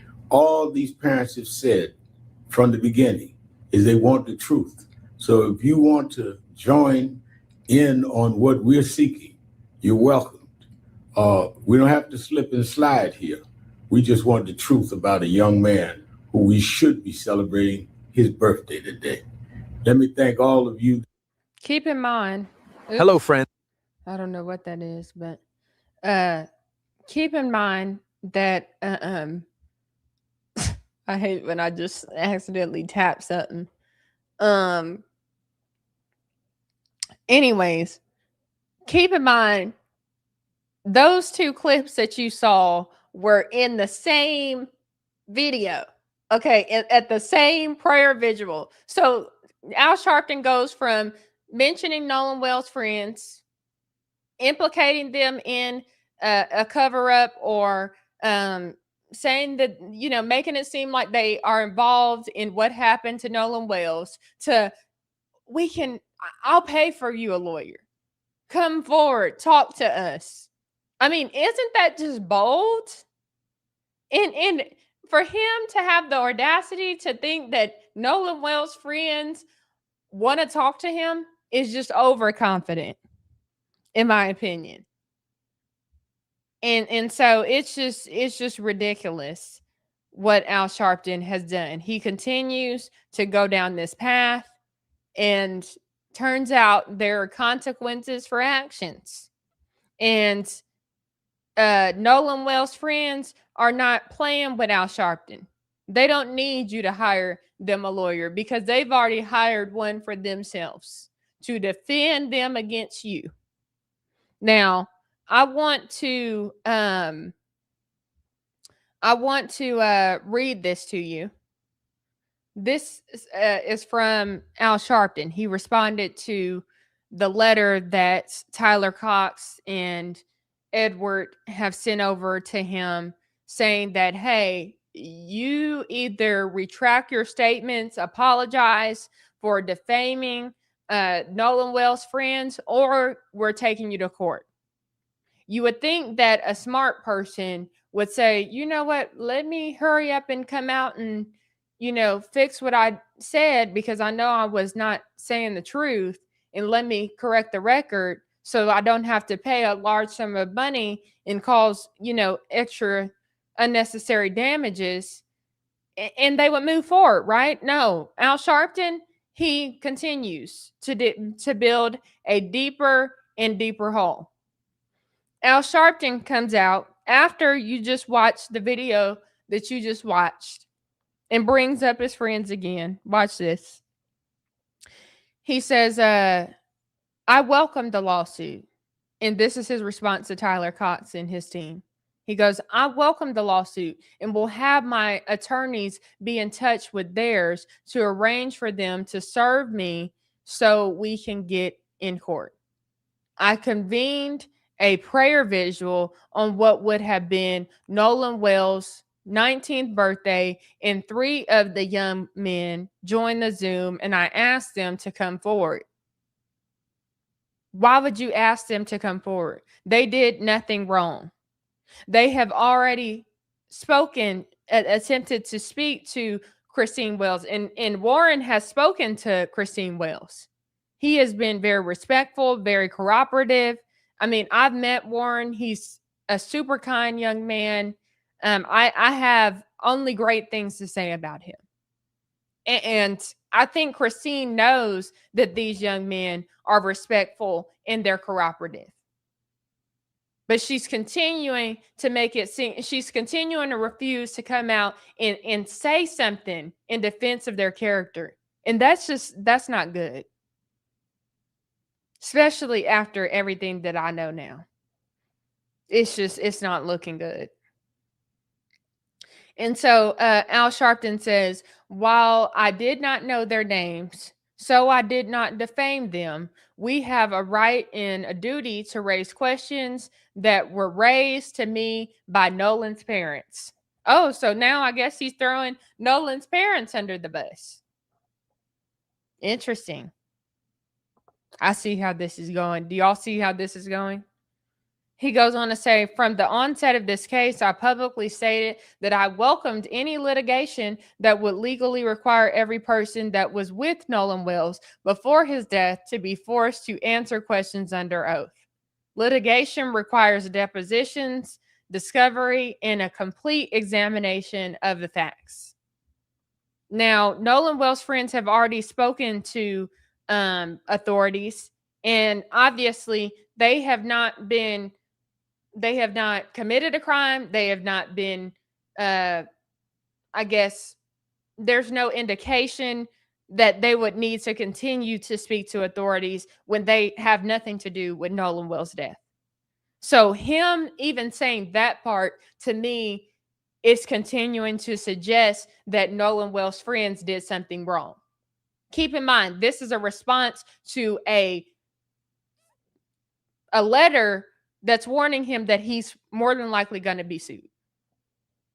And he continues. Keep in mind also that Al Sharpton has been called, Ben Crump has called Al Sharpton allegedly. I heard somebody say this, that Ben Crump has called Al Sharpton his mentor. So keep that in mind. So when Nolan Wells' friends' lawyers are going after Al Sharpton, know that they are going after the head of all of this.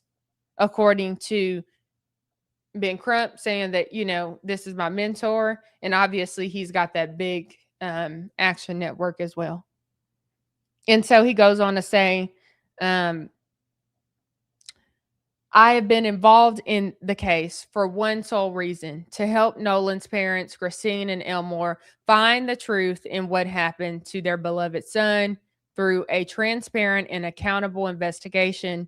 If a lawsuit is a catalyst for the truth, then it is welcomed and it will not deter his Action Network, NAN, or me from continuing to stand with the family in their pursuit of justice. So Al Sharpton is not backing down.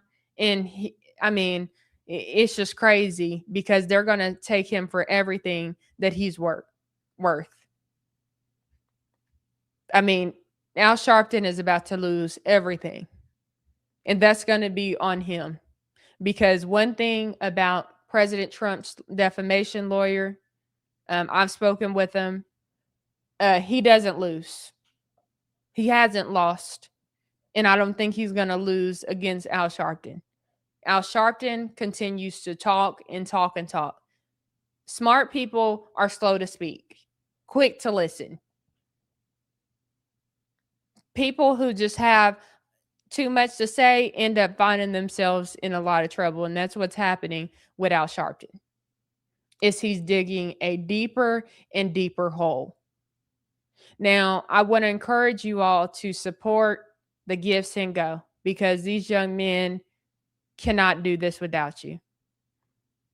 And I want to appreciate everyone who has supported them and their Give, Send, Go. They have been, just constantly dealing with threats and just defamation and harassment. Their families have been dealing with it as well. And their goal, their Give, Send, Go goal is now $250,000. And as you can see here, Ben Hudson has organized it, which is Warren Hudson's father. And the funds will be received by Taylor and Cox Law Firm, and it'll go from there. And so I want to encourage everyone to support this Give, Send, Go to stop this mess. Because the reality is that, like I said earlier, if we don't stop it now, it's just going to continue. And imagine yourself being put in a position like this, where you are having to defend yourself or your loved ones, all because you're not the right skin tone and you were hanging out with a black person. Or, whatever the case may be. I hate to say it, but it's true. I hate that it's gone this far. And so, hopefully you guys will support the Give, Send, Go, because they really need it. All right. So I wanted to talk to you about those two topics today. I wanted to make sure we got to hang out a little bit, but I also wanted to share this one more topic with you. I guess we've covered 3 topics, huh? Well, I think I've got one more left in me. And since there's 487 people in here, I think let's cover one more story. All right. This would be the last story of the night. I don't know if y'all heard about this. Let me big screen. But Caroline Leavitt has decided that she's no longer the press secretary. And I am so sad. When I heard this news, I actually did get a little bit emotional. And you want to know why?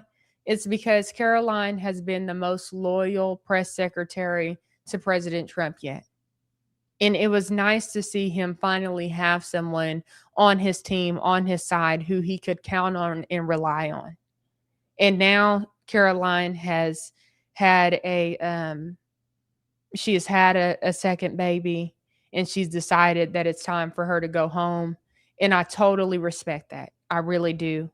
Because I know how important family is. Family is more important than anything. Obviously, God and family. And so I'm happy for Caroline. And I want to play some clips of her. This is a Caroline Leavitt's most memorable moments as White House press secretary.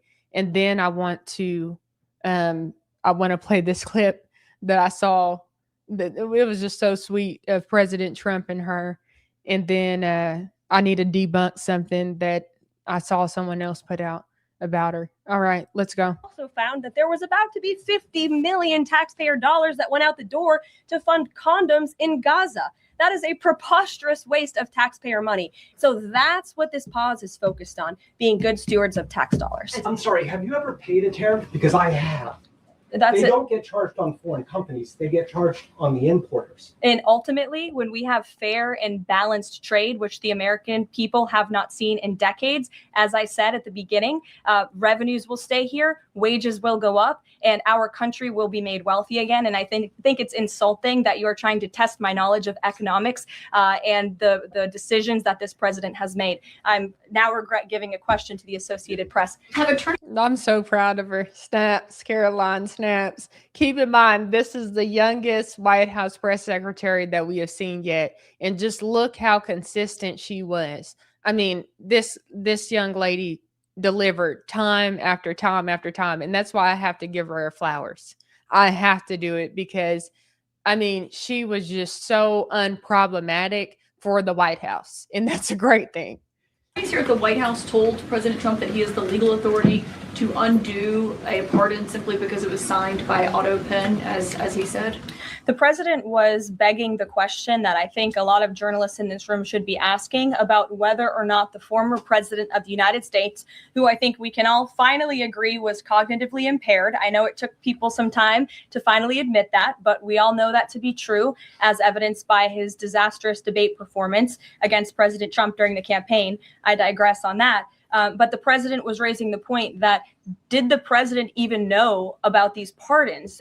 Was his legal signature used without his consent or knowledge? And that's not just the president or me raising those questions, Caitlin. According to the New York Post, there are Biden officials from the previous White House who raised those questions and wondered if the president was even consulted about his legally binding signature being signed onto documents. And so I think it's a question that everybody in this room should be looking into, because certainly that would propose perhaps criminal or illegal behavior if staff members were signing the president of the United States autograph without his consent. Biden is on the record talking about issuing preemptive pardons to these people. But was he aware of his signature being used on every single pardon? That's a question you should ask the Biden White House. Is there any evidence on that he wasn't aware of it? You're a reporter. You should find out. Does anyone have any questions?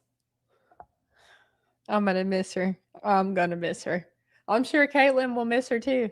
Questions for Patty or for me? No? I have a question. No? Anybody? Okay. We'll see you all later. The president warned that any protests on Saturday would be met with force. Can you clarify what kind of protest President Trump does support or find acceptable? The president absolutely supports peaceful protests. He supports the First Amendment. He supports the right of Americans to make their voices heard. He does not support violence of any kind. He does not support assaulting law enforcement officers who are simply trying to do their job. It's very clear for the president what he supports and what he does not. Unfortunately for Democrats, that line has not been made clear, and they've allowed this unrest and this violence to continue, and the president has had to step in. What question? So if there were peaceful protests on Saturday for the military parade, President Trump would allow that? Of course the president supports peaceful protests. What a stupid question. President Trump is a humanitarian with a big heart. And that's why he sent Special Envoy Witkoff to the region in an effort to save lives and end this crisis. Tomorrow, Special Envoy Witkoff and Ambassador Huckabee will be traveling into Gaza to inspect the current distribution sites and secure a plan to deliver more food and meet with local Gazans to hear firsthand about this dire situation on the ground. Secretary Litnick today was testifying on the Hill, and he said that he had visited Epstein's Island in 2012 with his wife and children. Look at her face in this one. You can tell. I mean, she had that rested. I can't say the full on saying there, but you know, just a resting face. All right.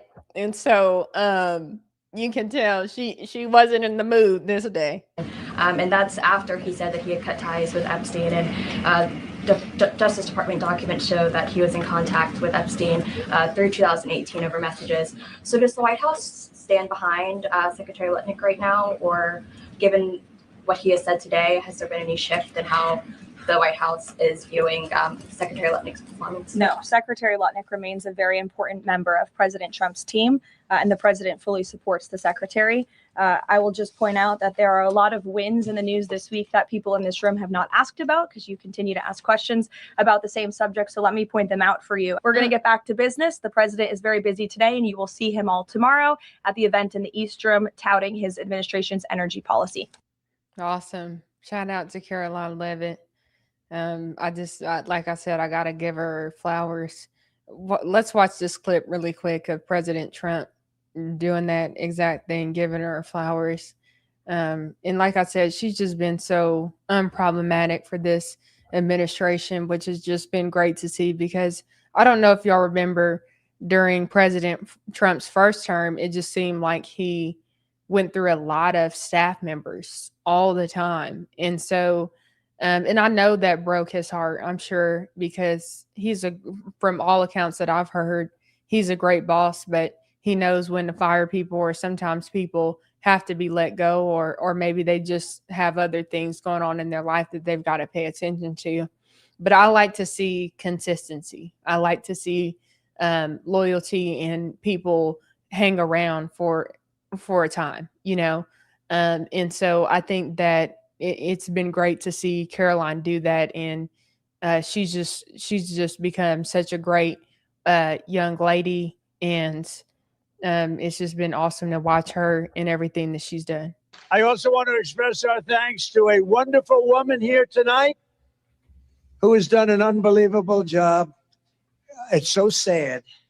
You meet people and you love people, but her name is Caroline, and she's our press secretary, and she just had a baby.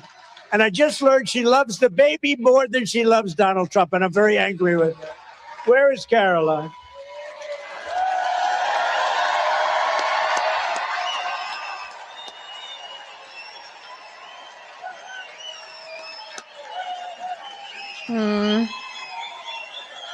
That's so sweet.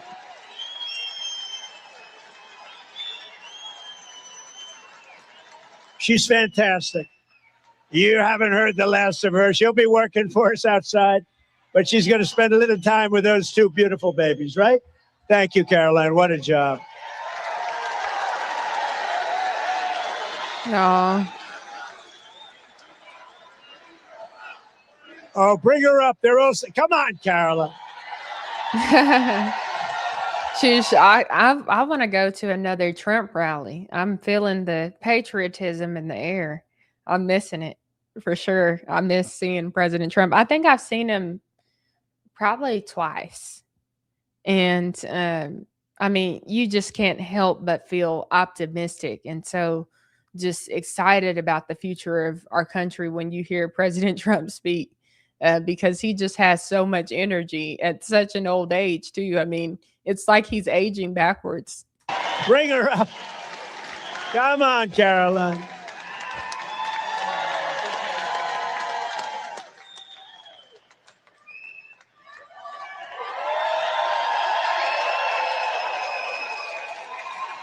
Hello, South Carolina.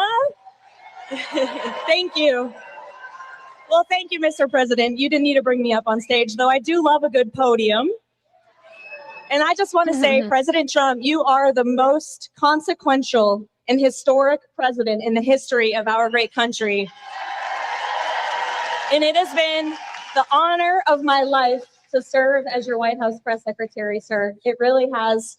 And I just want to let everyone in this room know how hard this man works for all of you and for every American across the country. Regardless of whether they're a Republican or a Democrat, you call this man at 6 a.m, you call him at 3 a.m, he picks up the phone because he's looking out for you. And he needs your help with a Republican Congress for the next 2 years so he can make our country greater and stronger and wealthier than ever before. So get out and vote. Thank you. Good job, Caroline. Still doing her job even on her way out. That's great. And I don't know about y'all, but I've always kind of thought this at the back of my mind, and let me know if y'all thought the same. Is it just me, or does Caroline look like she could be President Trump's granddaughter? I mean, to me, they kind of look alike, but I don't know. Maybe it's just me. So she then walks off the stage, and I have to show you guys this one more clip of her because this was probably one of the most memorable moments that I have of Caroline Levitt, and I played it on my show before, but I just want to remind you of this moment if you haven't seen it. This was when Charlie Kirk was assassinated, and she attended a prayer vigil, and I'll never forget these words that she shared. And I think that this is what she would probably want to be remembered for more than, just encouraging people to vote. I think she wants to be remembered for her faith. And that's what she expressed here. Good evening, everyone. Good evening. Please be seated. Thank you so much. It's such an honor to be here behind a podium. I'm very comfortable behind podiums. And it's really comforting to be around so many good, faithful, God-fearing people at a time when I know we are all still mourning, we're confused, we are angry over the assassination of a legendary American and a friend to so many in this room and so many across the country, Charlie Kirk. The presence of God, and he is a good God, as Erica Kirk so beautifully and powerfully stated. He is a good God. He is clearly present in this room tonight. You can feel the Spirit moving and working in this room as we remember Charlie's life and his legacy. I have the honor of going to work every day at the White House as the press secretary for the 47th President of the United States, President Donald Trump.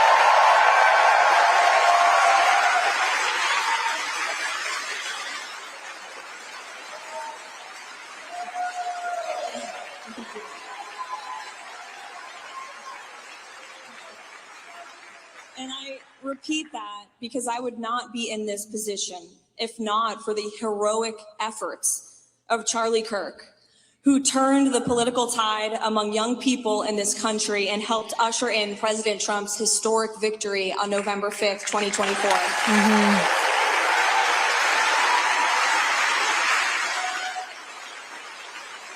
This is a full circle moment. I mean, Charlie Kirk passed away less than a year ago. We cannot forget Charlie. And we just cannot. The reason why a lot of these, we're seeing a lot of successful young people put into positions like, Caroline Levitt is because of Charlie Kirk and the work that he's done. And so we should continue to always remember Charlie and give him his flowers for what he did to get us to where we are today. We have the greatest president that we've seen in a long time in office for a second term. And it's because of Charlie Kirk and all of your hard work to get him there. And so I'm glad we're playing this clip because what a great reminder of just how far we've come and just how much an impact Charlie Kirk has had on our culture and our country. And I know that point has been said over and over by so many over the last few days, but it's because that point is absolutely true. President Trump's win in November was fueled in no small part by the tireless work of Charlie, the Turning Point organization that he built from scratch out of a garage, the true essence of the American dream, and the MAGA movement that he helped so many young people join. The important work that's being done every day right down the street from here at 1600 Pennsylvania Avenue that I witness to restore American greatness, it's happening in large part due to the blood, the sweat, and the tears that Charlie poured into this movement, not just during the 2024 cycle, but all the way back to the founding of Turning Point 13 years ago. Charlie fundamentally believed in the potential and the promise of so many in this room, young, patriotic Americans. And he inspired millions of us across the country to get off the couch and to enter the political arena to fight for our nation's conservative values. And I too was one of those young people. When I launched my campaign for Congress at just 23 years old during the 2022 midterm elections, Most people in this town, pretty much all of the people in this town of Washington, did not take me seriously. Charlie Kirk, however, did. Charlie and his political PAC, Turning Point Action, immediately embraced me with open arms and endorsed my campaign. Charlie personally and his team would check in with me throughout the campaign. They asked how they could help. And when Washington super PACs poured money into the coffers of my opponents' campaigns, Charlie and Turning Point gave more to me to help me across the finish line. Charlie and his team flew me out to Arizona to introduce me to some of the biggest donors in Republican politics so I could fuel my race. Charlie welcomed me on stage to speak at the Student Action Summit in Florida to raise national awareness for my campaign. This is one of the reasons why I love, really respect Caroline Leavitt's work, is because she unapologetically is so positive. She gives credit where credit is due. She's so humble and so kind. And so I'm just so glad and to speak directly to young voters. And when most played it safe and stuck to the business as usual approach of the establishment Republican Party that no longer exists, Charlie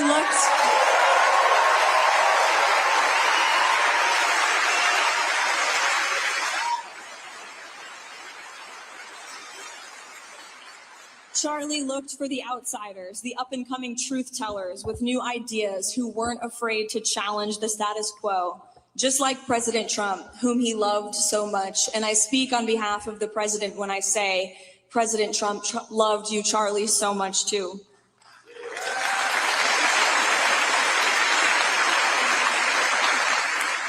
When the president appointed me as White House press secretary, Charlie was one of the first people to reach out and congratulate me with genuine sincerity. I still have that text from him and I will keep it forever.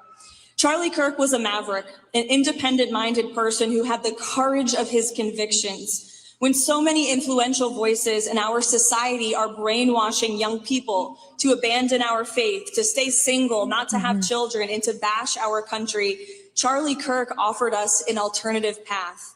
Charlie embraced our Lord and Savior, Jesus Christ, and proclaimed the gospel boldly and proudly. Amen.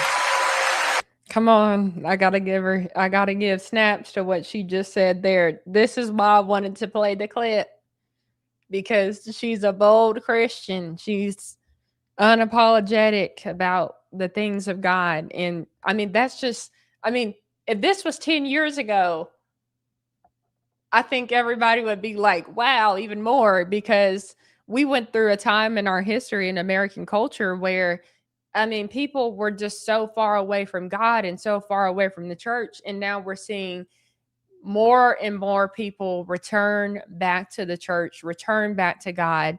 And more young people are leading the charge when it comes to that.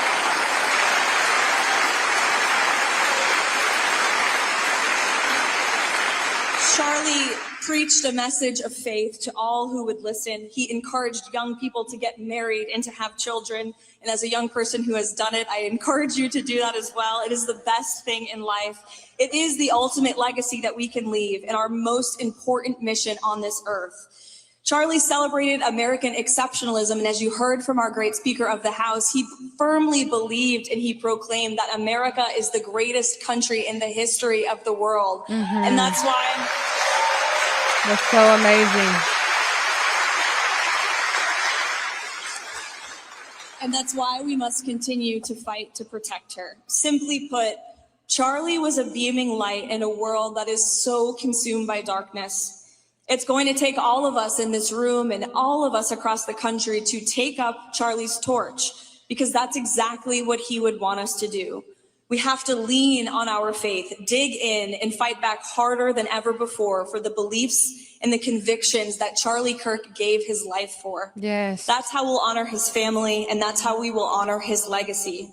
If Erica Kirk, God bless her, could speak so powerfully in front of the entire nation just 2 days after her beloved husband was stolen from her and their two beautiful, precious children, then every single person in this room can rededicate themselves to the righteous cause of keeping America the greatest country in the history of the world. This has to be her most powerful speech that I've seen. How about y'all? Is it just me?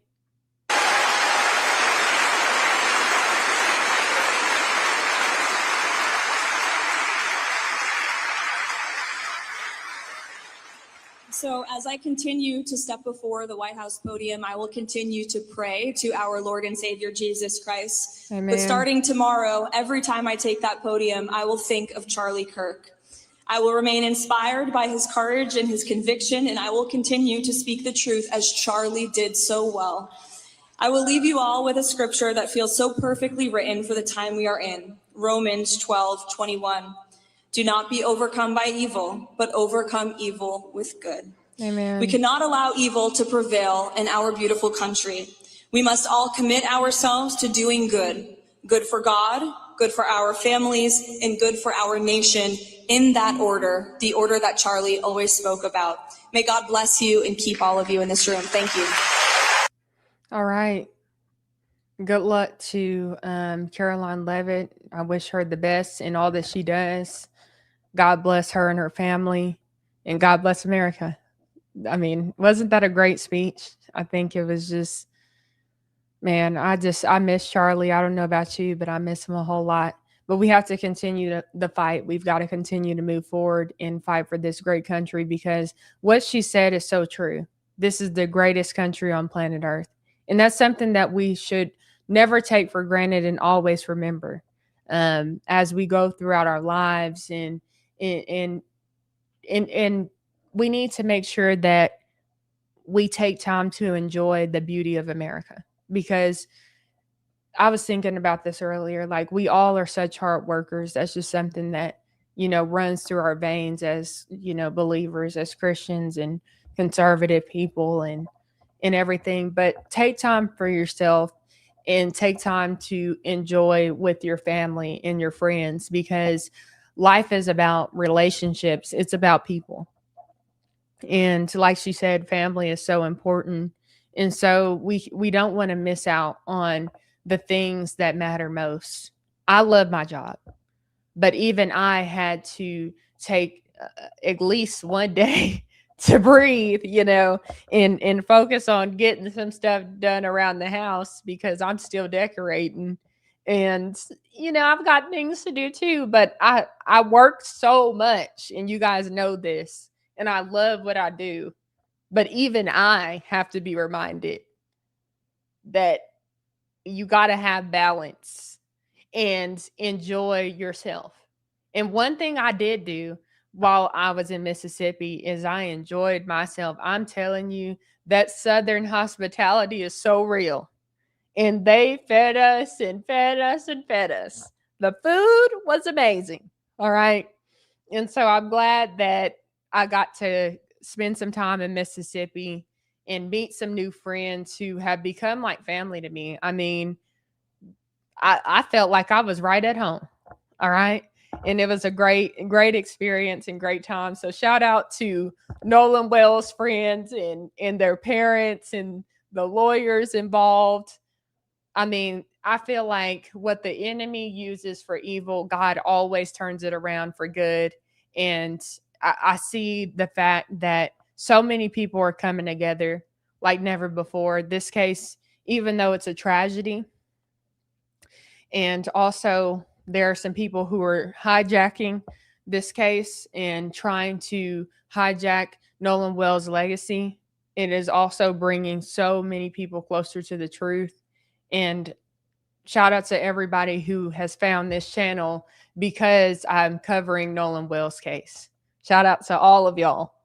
Now, I want to quickly remind you before I get to this next, get to some super chats and things like that, that prayer is our first resort and not our last. Is something that we don't just say on this show. It's something that we believe. I mean, I don't know about you, but sometimes I have great days and sometimes I have rough days. And sometimes I feel stressed and sometimes I feel happy. And other times I'm overwhelmed. And I'm just like, Lord, how am I going to get all of this stuff done? And there's so many thoughts that are going through my head. And I don't know. that saying just pops up. Prayer is our first resort and not our last. And I'm just like, I need to give this to God. And the amazing part about knowing Jesus is that he's always there. Your friends may not always be there, your family may not always be there, but God is always there. And that's something that I want each and every one of you to remember. No matter what you're going through in life, remember that he loves you, that Jesus came to die on the cross for your sins. He lived a perfect life because he knew that you couldn't live a perfect life. He knew that, you needed him. And I'll never forget this cross that my friend gave me when I was in high school. She had cancer. She was my coach's daughter, and she didn't even play on our team. But her and I met, and she gave this cross to her dad, and she said, I want Tamera to have this cross. And I had it hung up all throughout my high school career at home, and it was just a cross. And every time I looked at that cross, I was reminded that I'm in need of a savior. And it's so true, because I even look at my life and I'm just like, I am totally not perfect. There are times when I even, fail and let my emotions get the best of me or whatever. But I can go back to the cross and I can run to Jesus, and he is my lifeline. He is my safety.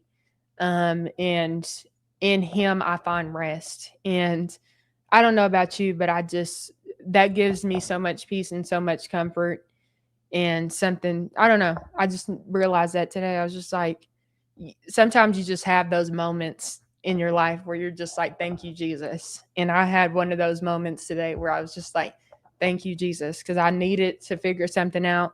And then the Holy Spirit provided.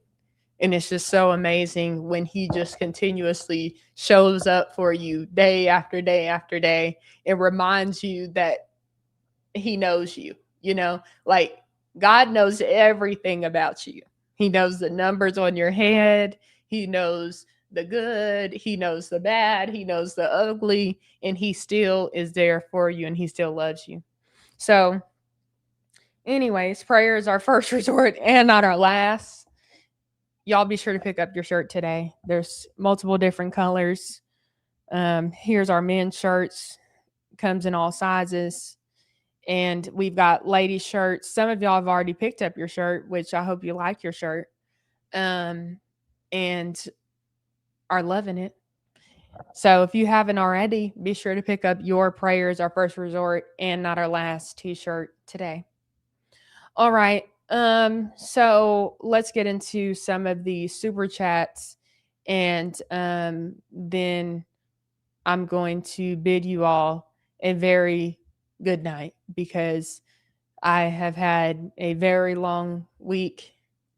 And even though you haven't seen me, I've been putting together a lot of content for you that you'll be seeing throughout the weekend. And I think I want to host a live.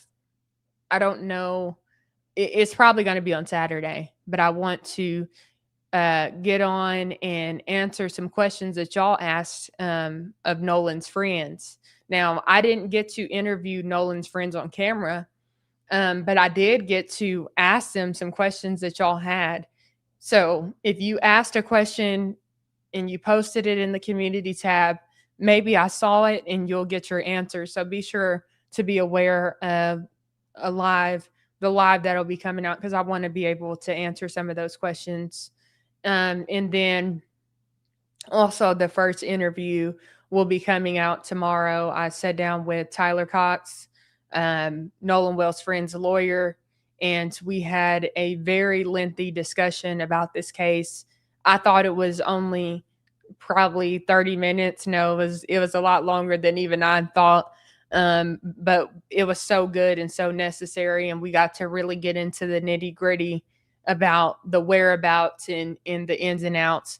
And I got to ask him questions that I haven't seen anyone else ask. And so it was just a really productive and great conversation, and I look forward to sharing that with you all tomorrow. Now, shout out to everybody who sent in jewels. I really appreciate each and every one of you. You all are rock stars, as my mom loves to say.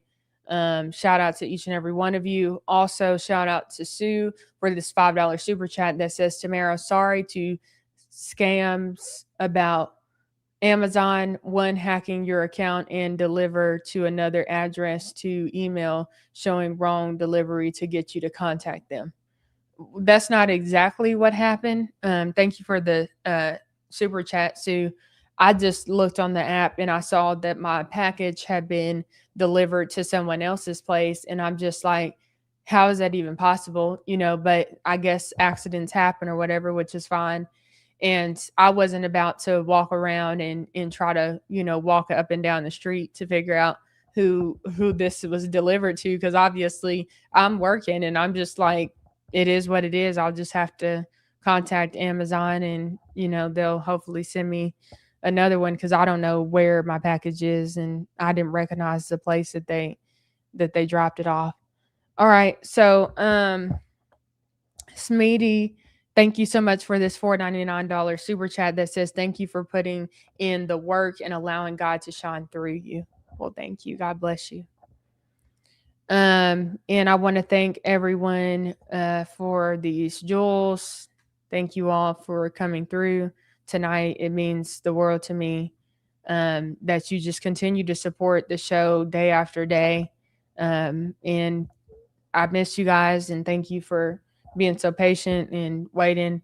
I couldn't have you guys waiting anymore. And really, maybe I shouldn't have even told you all that I was in Mississippi. Maybe I shouldn't have done that, because I should have just surprised you, right?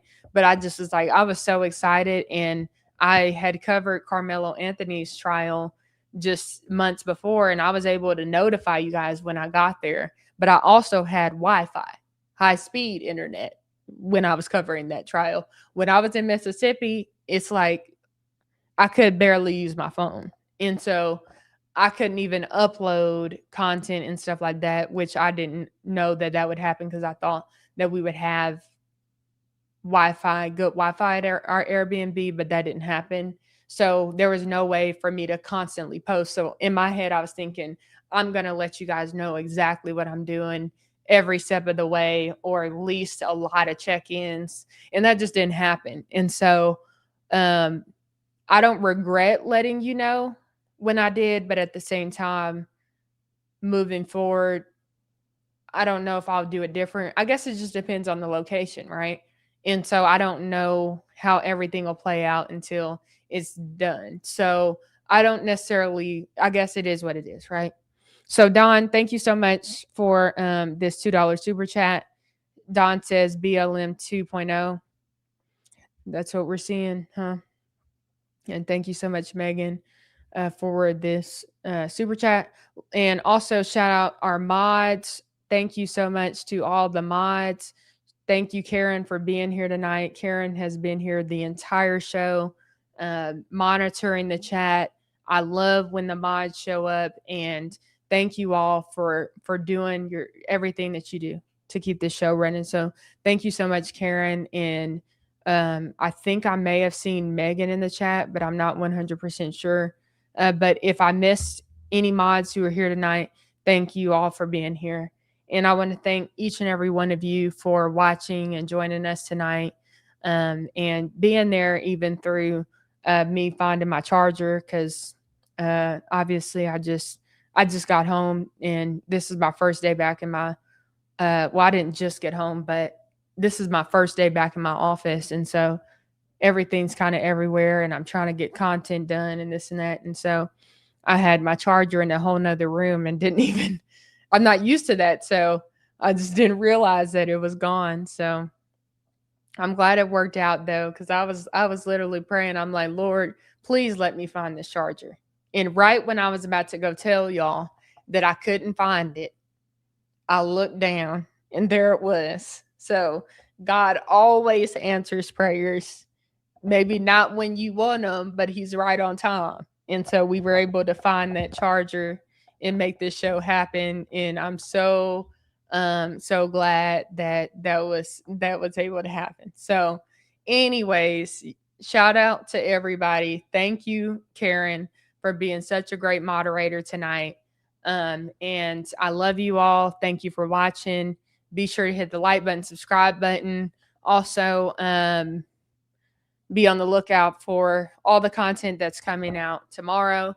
You don't want to miss it. So have your post notifications on, because I'm telling you, it's about to get real tomorrow. Like, you're about to hear the nitty gritty, and we're going to have meaningful conversation. And I'm going to be posting about my Nolan Wells trip probably throughout the rest of the week and maybe even early next week, because there's so much content to come out. And so I've got to, I mean, there's just so much. And so I don't want you all to miss anything. So just know you'll start to see the content tomorrow, and then we'll go on from there. All right. So I love you all. Thank you for watching. Be sure to hit the like button, subscribe button, join the conversation below. Oh, one last question I want to ask you guys, just because this is kind of on my mind. And somebody told me this. They were like, I love watching your show. Like, you're that type of content creator who I can watch at night to kind of unwind. And I wanted to know, do you guys like the night shows, or do you prefer not morning? Because I'm not a super morning person. But do you prefer afternoon? Let me ask you guys, since y'all are here and it is 10:37 p.m. at night. I want to know what your thoughts are about that. Do you guys like when I post at night and I'm hosting the show, I'm starting it around 8 o'clock? Or are you that type who wants an earlier show?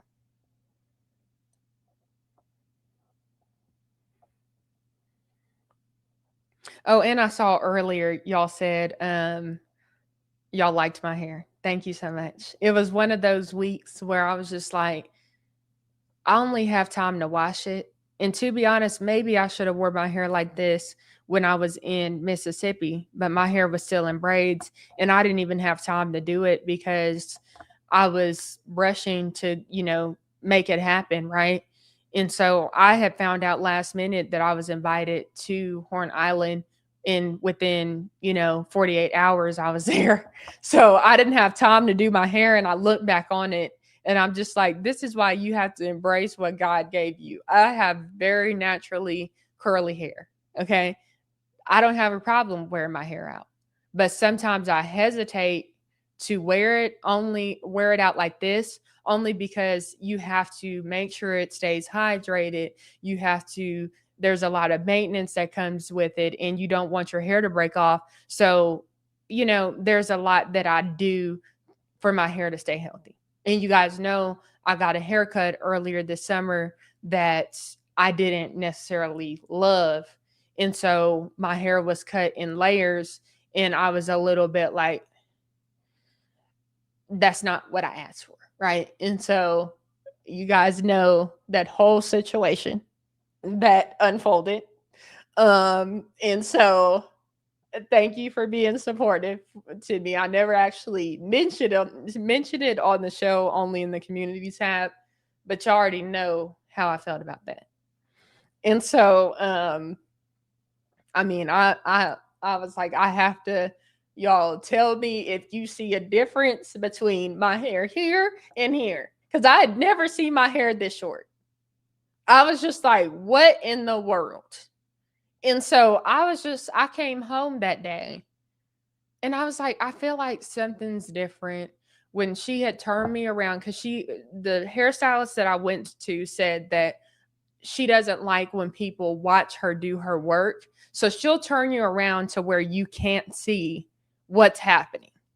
And so, which I shouldn't, now when I choose a hairstylist, I'm not going to allow that. I need to see what's going on, because I take care of my hair most of the time anyway. And that's how my hair has gotten into its healthy state, where, I can wear it in multiple different styles and it's in healthy condition. And so I let her do what she usually does, but I should have just said, well, I'm sorry. I need to be able to see what you're doing here. And so she just got to cutting, and I thought to myself, I was like, I feel like she's cutting a lot because I'm not used to stylists. And she's cut my hair before, but she's given me only a trim. And so I was just like, she's cutting a lot, I think, but I didn't know. And so I didn't know for sure. I was like, maybe, whatever. And so that's when she turns me around and I kind of look and I'm like, I usually you smile and you're like, oh, I love it. And I was just like, okay. Um, I told my mom this. I said, like, usually I say thank you when somebody does something to me. And I don't even think I said thank you. I think I was just like in shock. And I think I was just like, maybe I did say thank you, but I don't remember. But I just remember looking at my hair and I was like, and so then I went home and then I saw my mom and her and I were talking. And she was like, she saw me and she was like, I like your hair. And I was like, thanks. And she kind of said it as though something was different about it. So that's when I was like, maybe it's not just me. And I started looking through my phone and I was looking at different pictures and I was like, wait, I think my hair is shorter than I've ever seen it. Probably since I was a little kid or something. And so I showed my mom, I was like, do you notice anything different about my hair? She was like, yeah. Did you get it cut shorter? Like, did you get it looks like you got like an actual haircut. And I was like, okay, I knew I wasn't crazy, And so anyways, I was not happy. But I'm over it now. Because hair grows back, thank God. And there's nothing I can do about it. And I'm not about to stress myself out. And then that once you start stressing, that can also cause your hair to obviously break off or fall out or something. And so I'm just like, I'm not going to go there, but I am getting a new hairstylist. And so there's the update on that whole situation, y'all. I am getting a new hairstylist. And I don't know who it is yet, but I'll figure it out. And I feel like maybe I should start do y'all think I should start trimming my hair myself? Because at this point, I don't know if I can trust somebody else to do it, even though I want to. But there's that part of me that's just like, could this happen again? You know what I mean? Like I was shocked when my hair got cut. Like I was just like, wow, like who would do this to me? And I feel like honestly, this lady who I went to did this on purpose. Like she's never really that type of person to smile and act happy. Like she always kind of has a little bit of a attitude, but she did my hair goods usually. So I was like, okay. Well, when she turned me around and she showed me my hair, she had a smirk on her face. So I'm pretty sure that she had it out for me because she knew that I was on a natural hair journey. She told me my hair was thick. She told me my hair was healthy. And so I feel like maybe she was trying to sabotage me. Now that's my side theory. I'm not saying it's true. Okay. I'm not saying that's actually what she was thinking because I'm not in her head. But it does seem suspicious that I asked for a trim and she gave me a trim before. She knows what a trim is like. In some way, somehow, I ended up with a haircut. That is suspicious. Okay. And so hopefully I can grow my hair back out by the time I go to America Fest in December. Okay. I would love for that to happen. And if not, it's totally fine. I'll get there. But anyways, I love taking care of my own hair just because I like natural curly hair. Like I'm a huge fan of curly hair. That's just my thing. And so I stopped putting heat on my hair so it could grow, so it could get thick and healthy. And then it gets to that point and then it gets cut off. And I was just like, that really sucks, you know? And if you know how hard it is to take care of your hair, you know what I mean, right? But anyways, I could talk about hair all day just because I'm really into that stuff. And I know you ladies are too. So when I posted about this, everyone, most of y'all understood. Now, there were a couple people who gave me a very hard time about the fact that I posted it and I said what I said. And they were just like, I can't believe you're worried about hair or whatever. And I'm just like, I'm a girl. Like, duh. Like, obviously, I'm into beauty. I'm into all that stuff, right? So, I know you girls understand, right? And my mom asked me that, Nora. My mom asked if this lady possibly ever saw me online before. Like, has she ever seen my channel or whatever? And I don't know who watches me. All right. I don't know who knows about my channel unless they tell me that they watch me. That's the only way that I know. My dad watches me, and I didn't even know he was paying attention to the show that closely until he's like, who was this person that you brought on? I'm like, oh, I didn't even know you even watch like that, you know? So I don't know who watches me, right? And so it could be possible that she looked me up. It could be possible because my Venmo has my first and last name on it. So could it be that she looked me up, went to Google, saw that I was talking about Candace Owens? Could it be that she was a huge Candace Owens fan? And she was like, yeah, this hair has to go. Because let me tell you something. This had me cracking up. Somebody wrote on here, they were like, she gave you the Candace Owens. And I was like, that was absolutely hilarious. And I was like, I don't want this. She did this to me on purpose, all right? Because I think Candace has layers and all that. I'm not into that. I like my hair to be even cut. I don't want the layered look. And I just, not my thing, right? And so when this happened, I was just like, but anyways. All right. Well, we talked a lot. And I love all of y'all. So thanks for joining. And I saw that y'all want me to continue to do night shows, which is what I prefer. Like I'm a night owl. And so, which most people are shocked by that because everybody thinks I go to bed by 8 p.m., of course, because I'm so responsible. I'm so all of the great things, right? But I am actually a night owl. And so I'm trying actually not to be so much of a night owl. And I wasn't always a night owl, but nowadays I like to be up at night and I like to work and all that stuff at night. So it just works out to where this is great. And it seems like y'all like it too. Now, I want to get to a point where I'm hosting.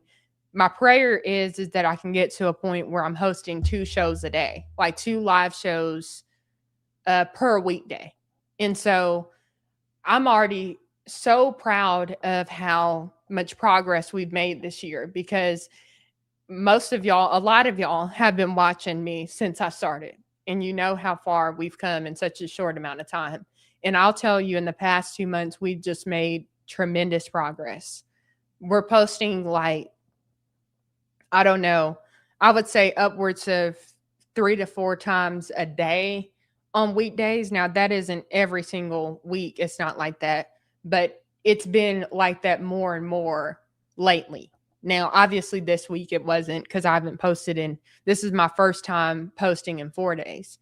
But have you guys noticed the fact that I'm posting more and more and more? And I told you guys when I was in the airport was I flying in Texas? I don't know where I was flying to.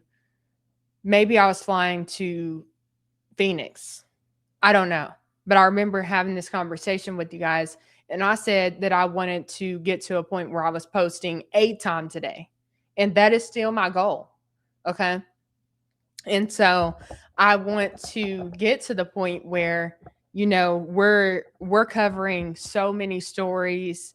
I have a big team, maybe not a huge team, but more than enough people who's researching, helping me, and then I'm obviously making my own conclusions, and I'm getting to cover a lot of the national stories and maybe some local stuff. I want to get to that point. And so that's where I'm going, and that's what I'm working toward. And who knows, maybe I'll be your next White House press secretary one day. So I have some big dreams, some big goals, as I should, because I'm American and I can do anything I want to do. I can be anyone I want to be because I live in the greatest country on planet Earth. And so, we'll see, but that is one of my goals. And somebody said 8. Whoa, don't overdo it, girl. I'm telling you, I've seen people do it, and they've done, I don't know how they have a team though, and they are covering so many stories, and they're doing such a great job doing it. And so I really think I could be covering a lot. I honestly think so.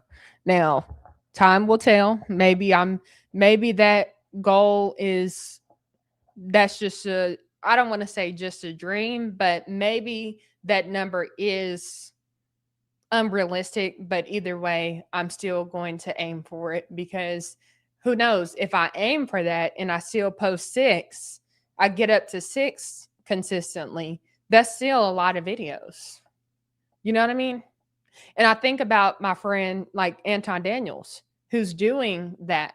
Like, he's posting a lot, and he's so good at it, and he's so successful at what he's doing, and it's doable. I mean, if he can do it and I see other people doing it, why can't we do it? So I mean, I there was a time when I thought I couldn't post 3 times a day. And now that's just like average for me, you know? So I'm gonna aim high, like Thomas just said, and see where God takes me. Who knows? Like, I could set a goal for 8, and then I end up posting 10. You know what I mean? Like, it's, who knows, right? And so it's possible. I'm open.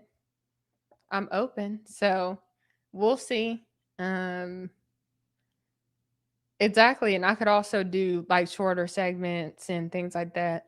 It's Jim said you could also do 2 longer ones, and then cut up the segments into 3 or 4 shorter ones. I mean, that's possible too. I don't know how it'll all work out.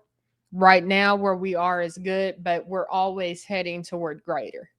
And so as time goes on, you'll see the show continue to progress, and we'll see where God takes us. I'm super excited because he just continues to blow my mind. So we'll see what happens, and I appreciate all of the suggestions. It's all greatly appreciated. And I want to say I love you all. Thank you for hanging out with me all night long. It's always fun talking to you. I'm probably going to jump off of here and hang out for a little bit, because now I am a little bit of a night owl, but I'm trying to get to a point where I start going to sleep earlier than I usually do, because I can stay up pretty late. And so I'm just trying to get better at that. So I want to thank you all for hanging out with me. I love you. Be sure to hit the like button, subscribe button, join the conversation below. I want to know what you all hear about everything we talked about today. We talked about Al Sharpton and how he just can't get Nolan Will's friends out of his mouth. Notice I didn't say name because he didn't say their name. Oh, speaking of, I forgot to share something with y'all. about Mississippi's defamation, the law. So they have a law that basically states that, I think there's two different laws, but I'll go over that in a separate video because everybody should hear about it. But anyways, how was Ocean Springs? It was amazing. I loved it. And so we talked about Al Sharpton tonight. We also talked about Jamal Bryant and how he's hijacking Nolan Will's case. He's making this about him and what he wants. And I mean, it's just ridiculous, you know? And so we talked about that. And Austin Metcalf's dad, I just couldn't let the story go. I want to keep up with the Metcalfs. I want to know how they're doing. I want to track their progress throughout the years and see what God does in their lives. And I'm happy to see that Jeff is allowing God to use this story for his glory. And it's just amazing because I remember seeing Jeff and watching him throughout the entire year. And I just kept thinking to myself, I really want to see Jeff use this as a catalyst for change. You know, I want to see Jeff more, and I want him to be able to minister to more people even beyond this trial. And I believe that when you're a believer, no matter what industry you're in ministry. And so whether you be a nurse or a doctor or an Amazon worker or a stay-at-home mom, whatever your industry or work life is like, because being a stay-at-home mom is definitely work, even though it's the most rewarding job a woman could ever have, a mother could ever have. But, you know, whatever we're doing, it is a ministry. And so I'm just glad to see Jeff Metcalf continuing to move forward and to make a difference in our world and in people's lives. And whether Black liberals want to admit it or not, they like Jeff Metcalf more than they want to admit. So we talked about we got an update on Jeff Metcalf. And then also we talked about Caroline Leavitt. And Caroline Leavitt is now leaving the White House. And I'm so sad because I love her so much. I love her work so much. I got a little teary when I saw that she was leaving because I just admire her so much. And she's grown on me. You know, when she first joined, I wasn't even really paying attention, but then I started watching the news more, as far as like I started watching White House news more because I wanted to update you guys on gas prices and I wanted to know what President Trump was doing in the Iran war and all this stuff. So I was watching, and I want to get back to doing that too because I want to know what's happening at the White House. And I'm glad that President Trump is there. So I want to stay on top of what he's got going on. But that's really why I started watching, is because I wanted to know what was going on so I could tell you guys and share it with you, because I know that obviously news is important. And so I was just so happy to see Caroline. Every time she would come to the podium, she'd just be so positive and she'd treat everybody with kindness. And I just think that's so rare these days. Like, so many people just don't even, they care a little bit too much about politics, and they'll just treat their neighbor very rudely just because they voted Democrat or voted Republican and they're not a Republican or Democrat. And I'm not that type of person. And I just love that Caroline was she's an actual genuine, sweet person, And so, man, I'm just bummed out about that. But also, I think she's doing the right thing. She's going home. She's taking care of her children. And that's really important. And I think that's just, it's a blessing in itself that she has the opportunity to take care of her kids and to stay at home, or, maybe not stay at home because she's still working, she's working alongside President Trump as an advisor, but it's a blessing that she can step back. And she's worked so hard at such a young age. And I know people give her a lot of slack for marrying someone who's older than her, but if it's working for her, it's working, you know? And I don't know why people care so much about that. Like, she found someone who is right for her, who she loves. And I mean, he happens to make a lot of money. So that's also a plus, right? I mean, so that's her business. And I think that to me, they look like a beautiful couple. And that's going to be between her and her husband, you know, long term. As far as I know, there's challenges with marrying older, but Melania's doing it. And look at President Trump. He's 80 plus years old and he's still kicking it, you know? So I don't think people should give her such a hard time. I just don't. And like Valerie said here, age is nothing but a number. It's all about, you know, your maturity and well, age does equal experience. Let's be real, but there's different strokes for different folks. So, shout out to Caroline Levitt, and I'm happy that she's happy. And somebody mentioned Dolly Parton in the chat, and R.I.P. Dolly Parton. I actually watched one of her movies yesterday, just out of, you know, when somebody who's an actor or actress passes away, you want to be respectful and kind of pay your respects. And I don't know about you, but I do that by watching the movie that they acted in or whatever. And I know she was a singer and everything, so I'll keep her family in my prayers. But she was also an interesting lady. But at the end of the day, she's gone, and I just, you know, I pray for her family.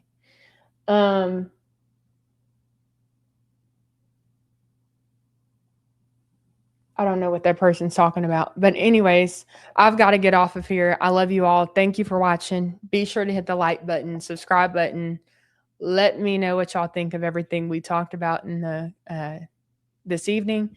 I love you all, and you'll hear from me soon. Talk to you later. Love you.